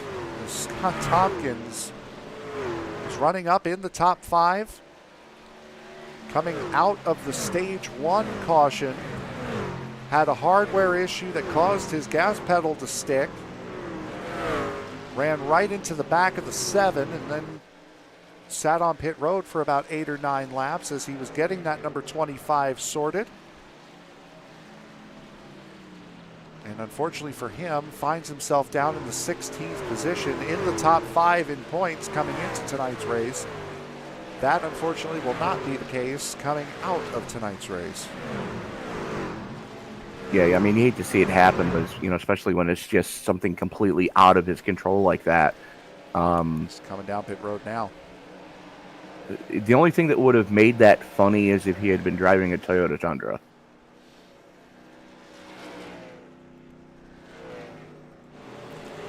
Zach Callaway trying to defend from Tommy Cannon now. From 4th position. Both of these two up 14 spots, from where they started tonight. As Ryan Jones trying to get his lap back the hard way. He's not racing these guys. The man he's racing is the 13, who is about 2 seconds ahead of him. Stephen Holmes coming down pit road, so he will split this stint in a little bit less than half. As Callaway battling with the 53 of Eric Wright. As Wright continues to fall through the field a lap down. See flashing in the back of your screen there, that is the third car 1 lap down. That will be Eric Holly.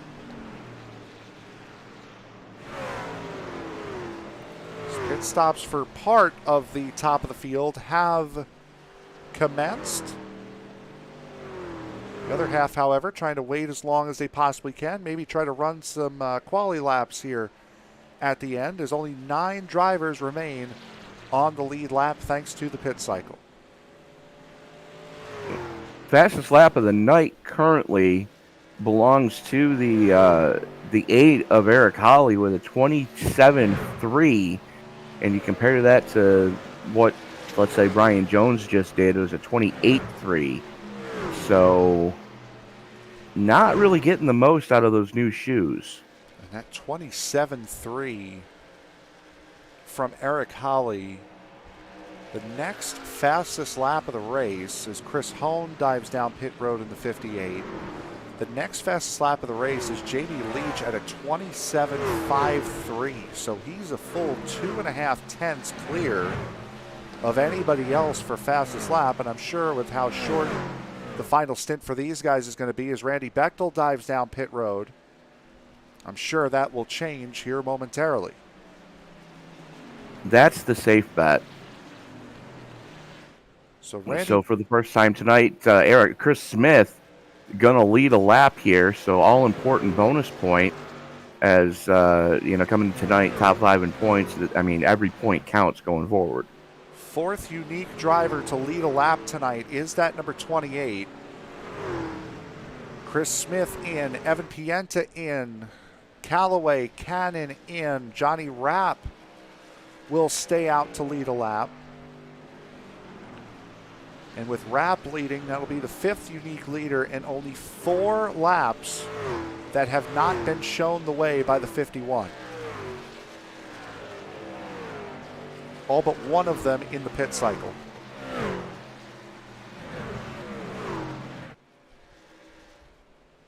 It's been an unreal run here tonight for that 51 of Randy Bechdel. Absolutely. Just sheer dominance since the word go. Now, what has happened here? Ryan Jones has overtaken the 13.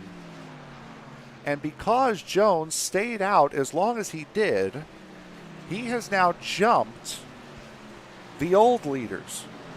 Jones now currently, with 40 laps to go, has to try to maintain a 7.5 second advantage over his teammate in the 51 if he wants to take his second win of the season and become the first duplicate winner. It's going to be a big ask, because I guarantee you that Dryden number 51 of Bechtel is going to have that rubber band wound about as tight as he can get it. Eric Holly jumps now into the effective 3rd position, passing Anthony Reynolds. And not that far behind them, and coming up quick would be said Dryden Toyota Tundra. Already closed that gap to Ryan Jones by a 1/2 second. And it is still very much coming down. Johnny Rapp, Jeff Pogo, and Chris Brown are the only 3 drivers that have not come into pit as of yet. And I believe the caution might come out here as Eric Wright has spun coming off of turn 2. It has. Talk about timing. And that will pin everyone but the top 8. Thank you. A lap down, as there is Eric Wright. And I think this will be a case that we've seen all too often here thus far of too much gas coming out of turn 2. On new tires, that's exactly what happens. Around he goes. Yep. Fortunate to not hit the wall, though. That was good on him. Clipped that apron, too, and that certainly didn't help his case. So once again, it's time for good news, bad news. Good news, if you're a Jeff Pogo fan, he gets a free pit stop. Just not only that, but he will get a lap led right now. Yes, he will. Will Jeff Pogo? For the mare of an evening he has had, I'm sure that one lap led will be a very welcome sight. I don't think he got that lap led. Now, this one he would have gotten.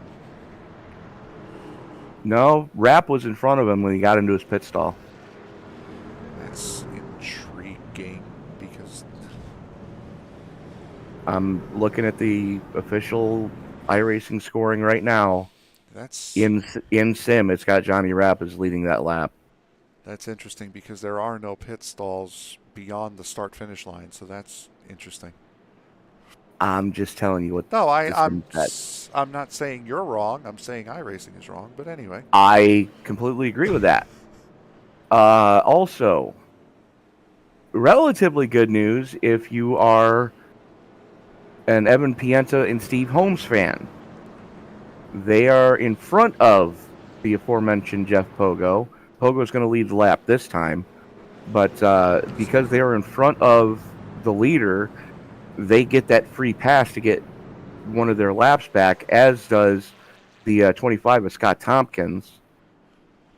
Bad news is they're going to be restarting deep in the field on slightly older tires, and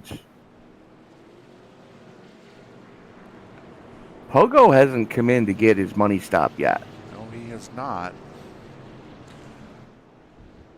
Unless that stop to repair the damage caused by the incident just beyond the second stage break with himself, Ellis, Thomas, and Brown, that was it for him. That was on lap 111. Yes, it was. We just showed that on I don't speed. think he can make it from fuel. You'd be surprised. 90 laps on fuel. It'll be close. Good luck, Jeff. Tires usually wear out around a track like this a lot sooner than the fuel will. Lights still on the pace car, or unless they just went off. They just went off. Somebody just whacked the wall. I think it might have been Jamie. Oh, no, that's Pogo picking the outside. We've seen enough hardware failures over these last couple of weeks, and just the way he went straight and darted off to that wall, that looked worse than it was. So for the first, go ahead. I was going to say, for the first time tonight, somebody other than Randy Bechdel will lead the field down to green. Still trying to get in order behind them. Jeff Pogo, Ryan Jones, Eric Holly, Jamie Leach, Johnny Rapp, the top five.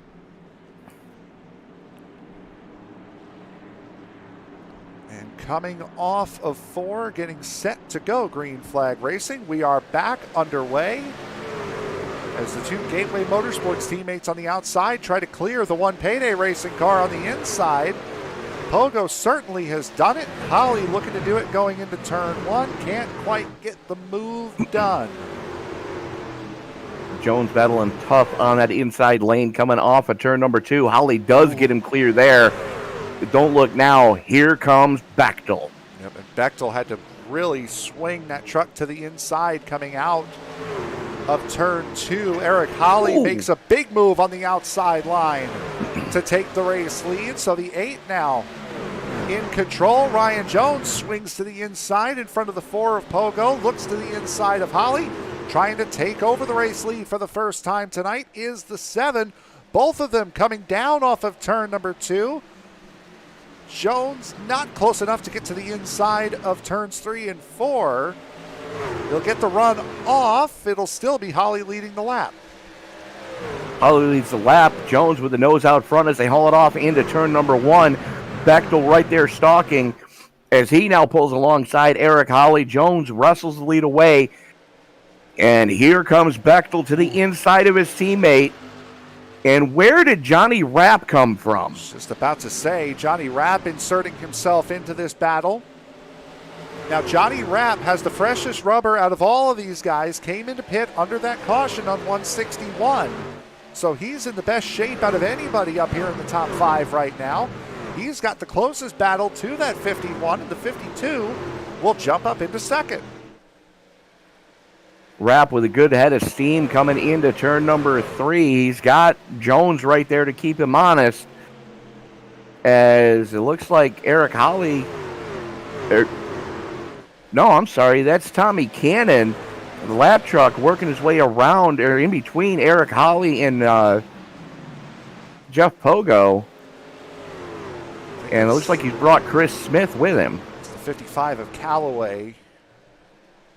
I'm sorry. There. No, you're good. The 47 is there, though, battling with Jeff Pogo. There you see the pit laps for the top 5 on the bottom of your screen. As Chris Smith now jumps to the inside line. Evan Pienta there as well. Pienta, who's been up in the top 3 a vast majority of this race. Trying to get around Eric Holly to get back into the top 5. That was the most jumbled up top 5 at the start that we've had all race. Very much so. Right now, Bechtel, though, with a 1.25 second lead over Johnny Rapp. No, that's the other way. That's Rapp to Jones. Oh, I'm sorry. That is Rapp to Jones. I apologize. I can't think tonight. I'm sorry. I promise I'm sober, folks. Chris Smith finds his way around Ryan Jones fairly easily, so move the 28 up into the 3rd position. And that's a tire advantage there for Chris Smith as well. Smith coming in on lap 156, Ryan Jones on lap 142. Evan Pienta on lap 156 as well, right behind the 7. 55 of Tommy Cannon, not for position, nor is his teammate in the 47 of Cannon. 28 laps to go. Bechtel continues to show the way. Johnny Rapp right there. And Rapp is being, in my opinion, being a little too tentative right now. He's not attacking Bechtel, who does have about 10 lap older tires. He's not attacking him like he should, especially going through 1 and 2, where Bechtel's getting to that point where he's going to have to start tiptoeing. And you can see the run that Rapp gets on Bechtel going into 1, but then he just backs right out of it and lets Bechtel go. And you can understand the point that Johnny Rapp is trying to make here is, I can stick with you. I've got 6 laps better tires, and I want to keep that advantage for later on in the race, because still with 35 to go, that is still a long time for 1, Rapp to burn out his tires, and 2, for Bechtel to try to get him back. Yeah, that is quite a bit of time. As 26 to go, Bechtel and Rapp have just flat checked out. Chris Smith doing everything he can to try to reel those 2 guys in on an island of his own. 1.3 seconds to the front, 1.3 seconds to the behind. He's got Evan Pienta dealing with Ryan Jones behind him, and the field already getting strung out as we still have 11 cars or trucks on the lead lap. This is as hard as these guys have been pushing all night long. With this shorter run to the finish, the shortest stint for these guys, Johnny Rapp only has to put 39 laps on these tires under green flag conditions. Take a look at the delta between these two, has really remained the same. So Rapp keeping Bechtel honest, and is this a scenario like what we saw last week where Chandler Somers was putting the pressure on, just doesn't have enough? Or is Rapp doing what I suggested he was doing, is that saving those tires, trying to make the run as late as possible. That's probably what we're looking at right now is, Rapp is letting Bechtel know, hey, I'm here, and I'm here to play. Pienta in a little bit of a skirmish in the back there with the two Blue Ridge Racing cars. Neither one of them for position, by the way, so Pienta, his next battle for position is Ryan Jones, and he's 2.1 seconds off the back end of that 00. Pienta coming into tonight second in points, 24 points back, and with Randy Bechdel winning both stages and leading the race right now, that's not going to come any smaller come next week at Milwaukee.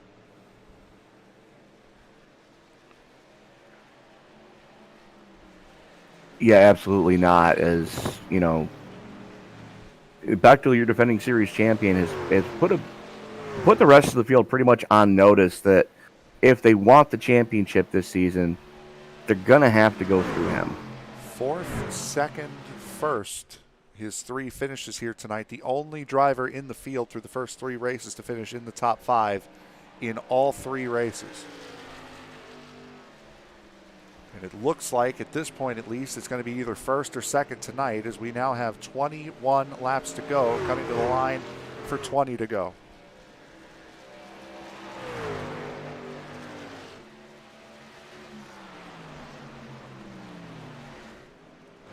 Further behind, battle for position between Stephen Holmes in the 9, Jamie Leach in the 13. That is Chris Hone in the 85. They're trying to get around. He is not for position, is that 85. Hone running in 14th, a lap down. Eric Holly in 6th right now, just ahead of those two.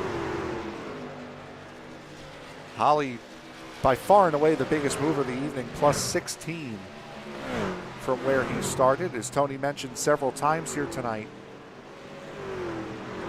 Hitting the wall on both of his qualifying laps, not getting a lap in. Johnny Rapp starting to fall back off the back bumper of that number 51. Half a second now separating these two, and that's as big as the gap has been this entire run. Yeah, very much so. As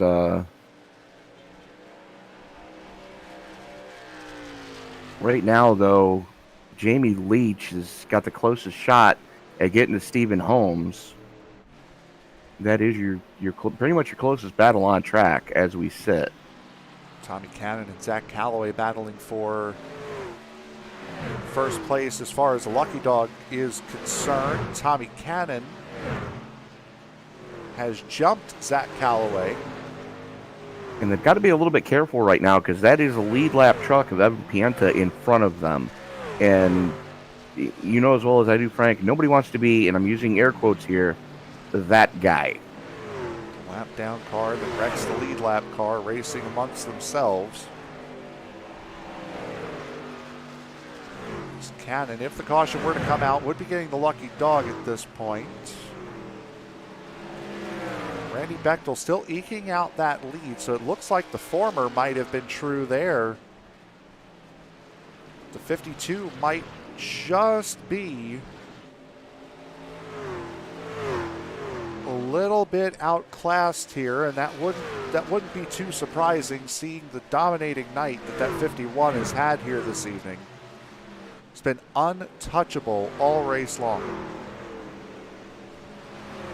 Absolutely is, and it's been one of those type of seasons for that team. You take a look at except for the opening round this season, Payday Motorsports has won all the races. Yeah, absolutely. And they've won, I believe, all but one of the segments.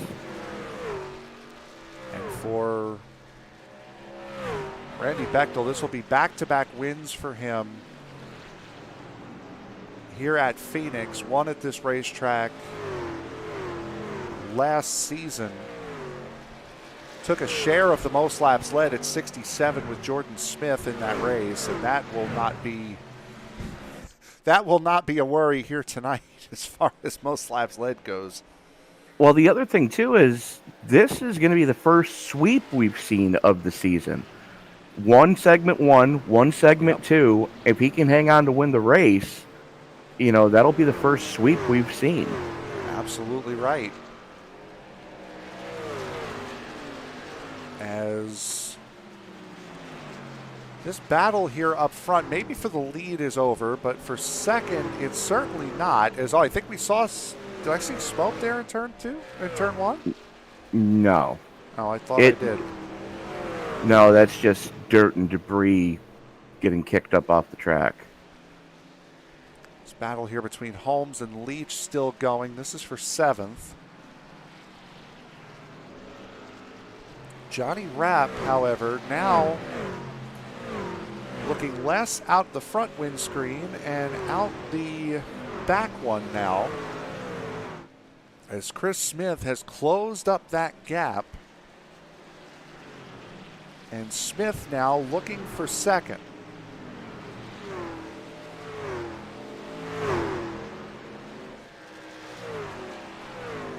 Looks to the inside, and that you could tell just by the way that 52 is working right now. That car is, as far as tire wear is concerned, that car is giving up. It's starting to, and you hate to see it. He's had a good run going, and this is not the time to have gremlins start to rear their ugly head. It's a lap car that Bechtel is battling right now. That's the 82, I believe, of Anthony Reynolds.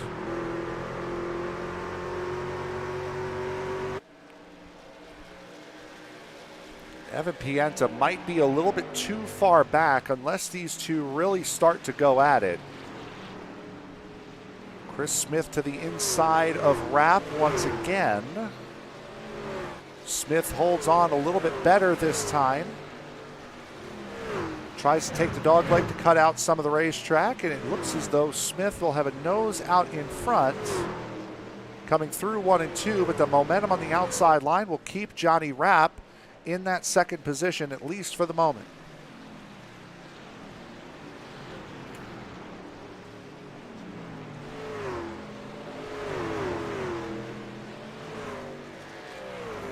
Rapp, now because of that momentum shift, has opened up about a half a second lead. Stricken number 82 of Anthony Reynolds, who's had quite a night here in the desert.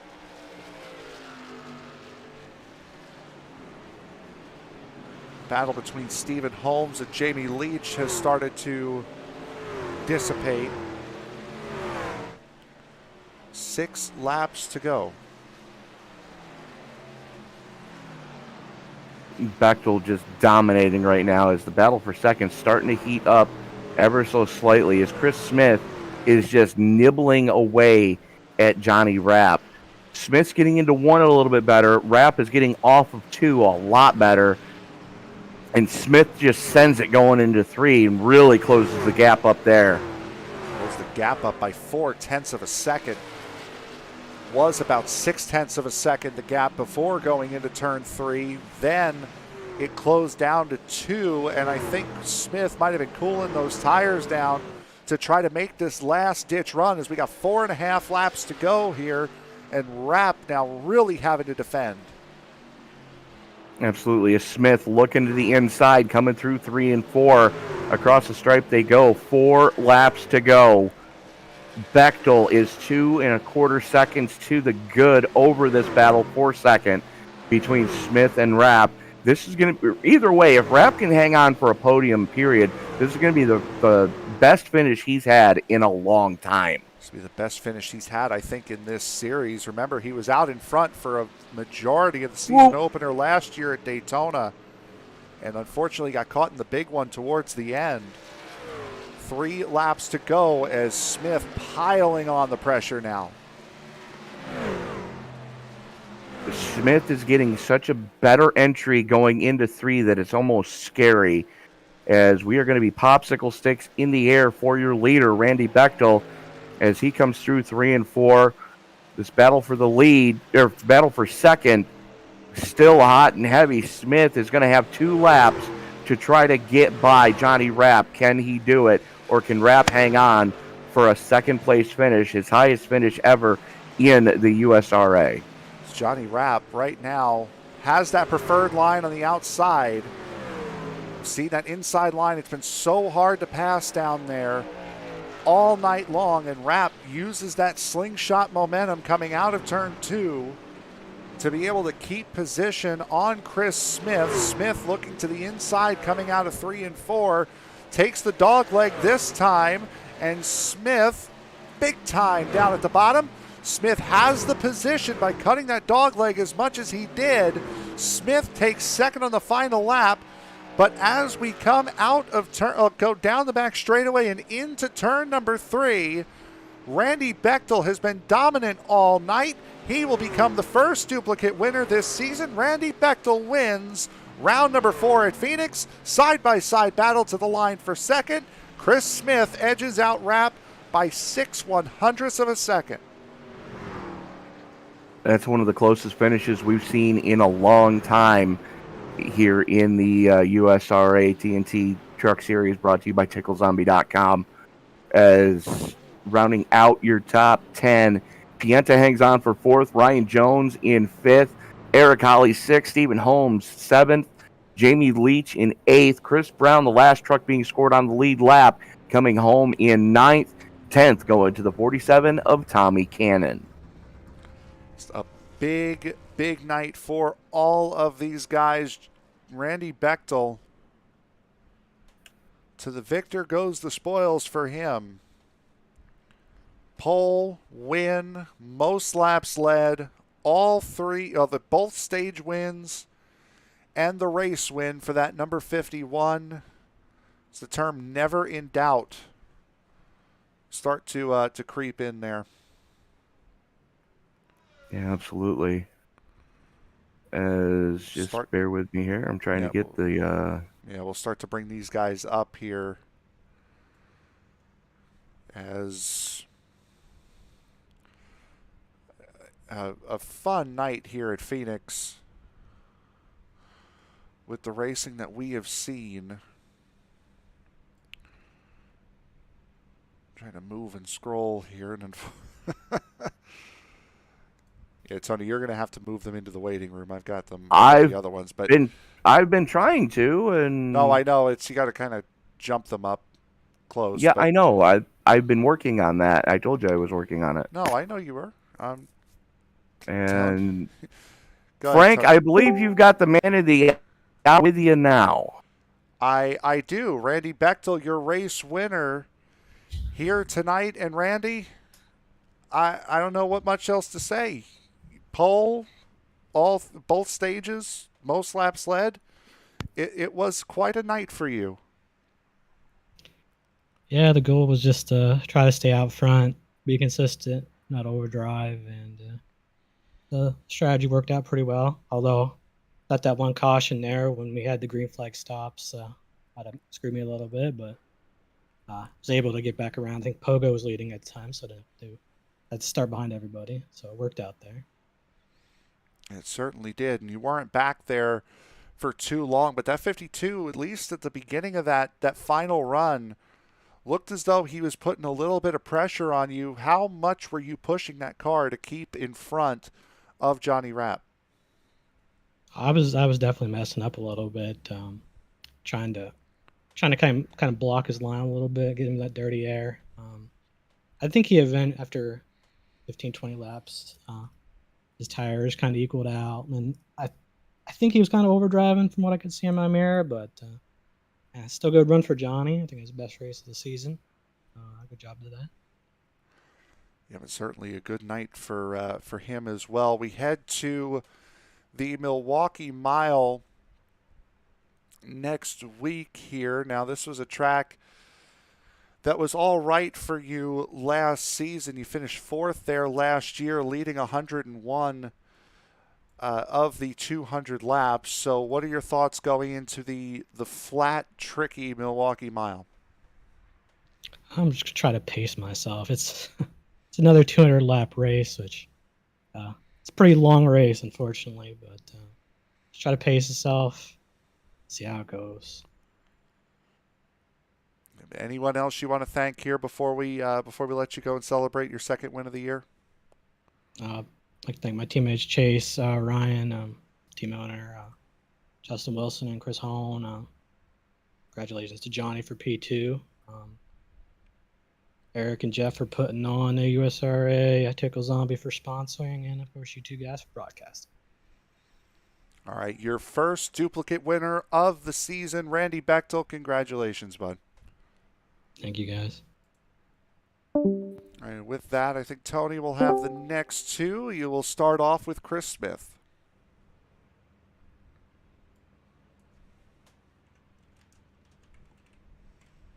Mic on, Tony. Helps if I turn my mic on. There you Chris, go. Slunging it out there at the end with Johnny Rapp. Do you think you spent too much time trying to get by Rapp? Or if you had a little bit more time, do you think you could have reeled in Bechtel? Probably not, but I knew that my only chance to even have a shot at him was to, when I caught him, I had to get by him quick, and I didn't. I took a shot at him down in, I guess it's 1 and 2. It's hard for me to keep the end straight now. Flat end of the track. Yeah, and I got really tight, and I didn't want to come up into him because it's right there at the end, and man, he was running great. So, I knew that was probably my only chance, but I knew I was kind of sitting in a bad spot. I got caught behind him right when that caution came out, so I'm just very happy to get all the way back up to second. Well, Chris, we go from 1 mile here in Phoenix to another mile next week up at the flat one at Milwaukee. Your thoughts going into that race next week? I love Milwaukee. I love these flat mile tracks. I'm really excited about next week. This is my first race with the DD wheel, so I'm still trying to iron it out and to figure it out. But I'm really looking forward to it. It's a fun track, and can't wait to get there. All right, Chris, before we let you go celebrate the podium here tonight, who do you need to thank? I'd like to thank my teammates, Ellis and Paul Thomas. I'm not sure what happened to them tonight. I think they ran into some bad luck, but want to thank them. I want to thank Jeff and Eric for putting on the league, doing a great job with it. I want to thank you guys, ESBN, for covering the series, and looking forward to seeing you guys next week. All right, Chris Smith, second place finisher tonight. Best of luck to you next week in Milwaukee. All right, thanks. Y'all take it easy. That was your second place finisher, Chris Smith, and Tony is with Johnny Rapp. So, best finish we have seen out of the 52 in a very, very long time. Congratulations on the podium here tonight at Phoenix, Johnny Rapp. All right, thank you. Talk us through, some of the strategies that you were playing. We saw you lead a couple laps here that led into that last caution. What was your game plan? When were you actually planning on pitting? Had we stayed green? If we stayed green, it wasn't going to be till about lap 180. I figured that my chance to win is having fresher tires than guys like Randy and them, and that was my shot. I'm pretty happy where it worked out. Could have been a little better, maybe like 10 more laps, then the caution came out or something. I might have had a chance, but I can't complain. Well, I mean, we when you had those fresh tires, you were giving Bechtel all they could handle. You were letting him know, hey, I'm still here, and I have fresher tires than you. Were you trying to get into his mind there early on in the run? Yeah, so the first few laps of that run, I kind of took it easy, and I'm thinking like, yeah, maybe he'll burn his up.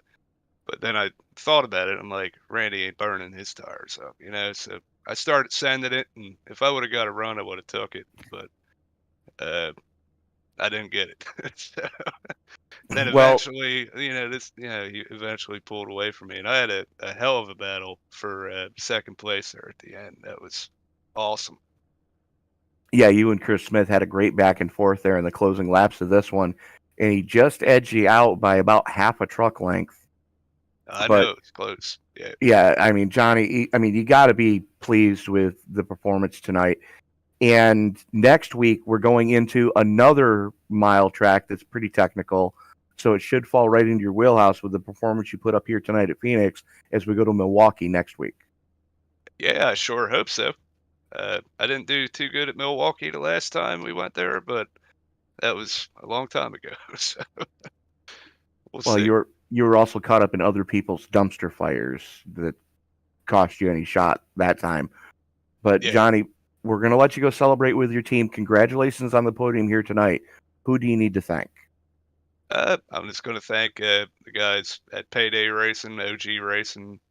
All those guys come together and we race together a lot, and it helps me out, and maybe I help them out too. I don't know, but it's a lot of fun, And I thank you guys for putting the show on, and everyone that puts the league on. This is the best league I've ever been in, so I appreciate it. Absolutely. Johnny Rapp, congratulations on the podium. Congratulations on the great qualifying attempt you put up here tonight. Hopefully we have more of the same next week and maybe even another step or two higher on that podium. Hey, I sure hope so. I appreciate it. Best of luck to you, sir. All right. That was your third place finisher tonight, Johnny Rapp. And through the process of that interview, I learned something, Tony. I did not realize that Victory Lane was accessible here at this racetrack. Oh, yeah. Since they did the repave, yeah, you can get there from here. Yeah, I did not know that. And going back to previous best finish from Johnny Rapp, best finish was 5th at the season finale at Kansas last season. So that's definitely third place, being his first time on the podium here in this series. Certainly a good night for that number 52, especially since he finished 23rd here last season. So a great race tonight. I mean, again, very little in doubt with Randy Bechdel, as good as he was all night long, but still pockets of good battles. This racetrack really proved to be difficult to pass on, though. And it always is. Always has been.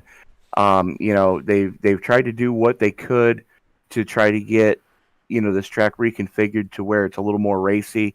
But this track has never been a simple track to get around. But Bechtel, just a dominating performance here tonight, winning from the pole. And then winning first segment, winning the second segment, and then walking away with that overall victory. We've said it time and time again. Bechtel is making a statement right now that if anybody wants the championship, they're going to have to pry it from his cold, dead hands. Bechtel going for his third consecutive championship at this point, and that title, that hunt for 3 in a row, looking very, very good at the moment. But right now, we will take a look at the results here for tonight's race and a fun night of racing from Phoenix.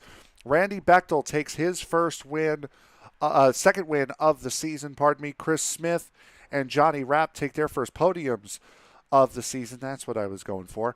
Evan Pienta comes home 4th. Ryan Jones, with his rear end damage from that incident after the first stage, comes home in 5th. Eric Holly, with his best finish of the season, his first race back in 2 weeks, comes home in 6th. 7th for Stephen Holmes.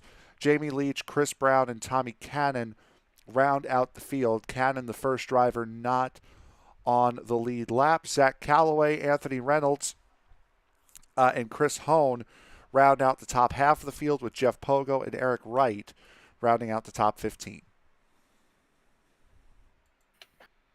Coming home in 16th is Scotty Tompkins. Paul Thomas hanging on for 17th. 18th going to Ellis Thomas.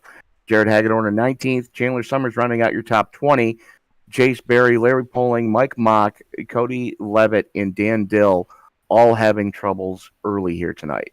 And Dan Dill, unfortunately, not being able to complete a lap after his incident coming out of turn 2 on the very first lap. So that will do it for us here tonight from the Phoenix Raceway with the TNT Truck Series. A reminder, coming up, 2 races tomorrow will be the Circle B Diecast Super Speedway Series coming to you from Talladega, round number 4 of their season in the Xfinity cars. That'll be an 8:20 p.m. Eastern Time start. Then an hour later will be the KMM New Gen Cup Series. They will be at Auto Club at 9:20 p.m. Eastern Time. And then on Sunday, 4 races on Sunday to go along with the Real Life Cup Series race. The iFormula Championship will run round number 3 from the Suzuka Circuit, the Japanese Grand Prix. Then after that, 2 hours later, will be the ISNF Cup Series. They will be at Martinsville Speedway for, I believe that looks like round number 8 of their season. Then it will be the Sunday night NASCAR Cup Series. They will be at Auto Club Speedway for round number 2 of their season. It appears as though they're going, yes, they are going with the NASCAR Cup Series schedule. So they will be at Auto Club for round number 2 of their season, and then it will be Fuel running round number 6 of their season. They will be at Las Vegas. So a lot of racing here. Well, that'd be 6 races over the course of 3 days here this weekend. So for my broadcast partner, Tony Trapasso, I am Frank Marchese. Thank you very much for making us a part of your evening. We will see you tomorrow for the Circle B Diecast Super Speedway Series and the KMM Cup Series. And we will be back here with the TNT Truck Series next week from the Milwaukee Mile. Good night, everybody. Good night, everybody.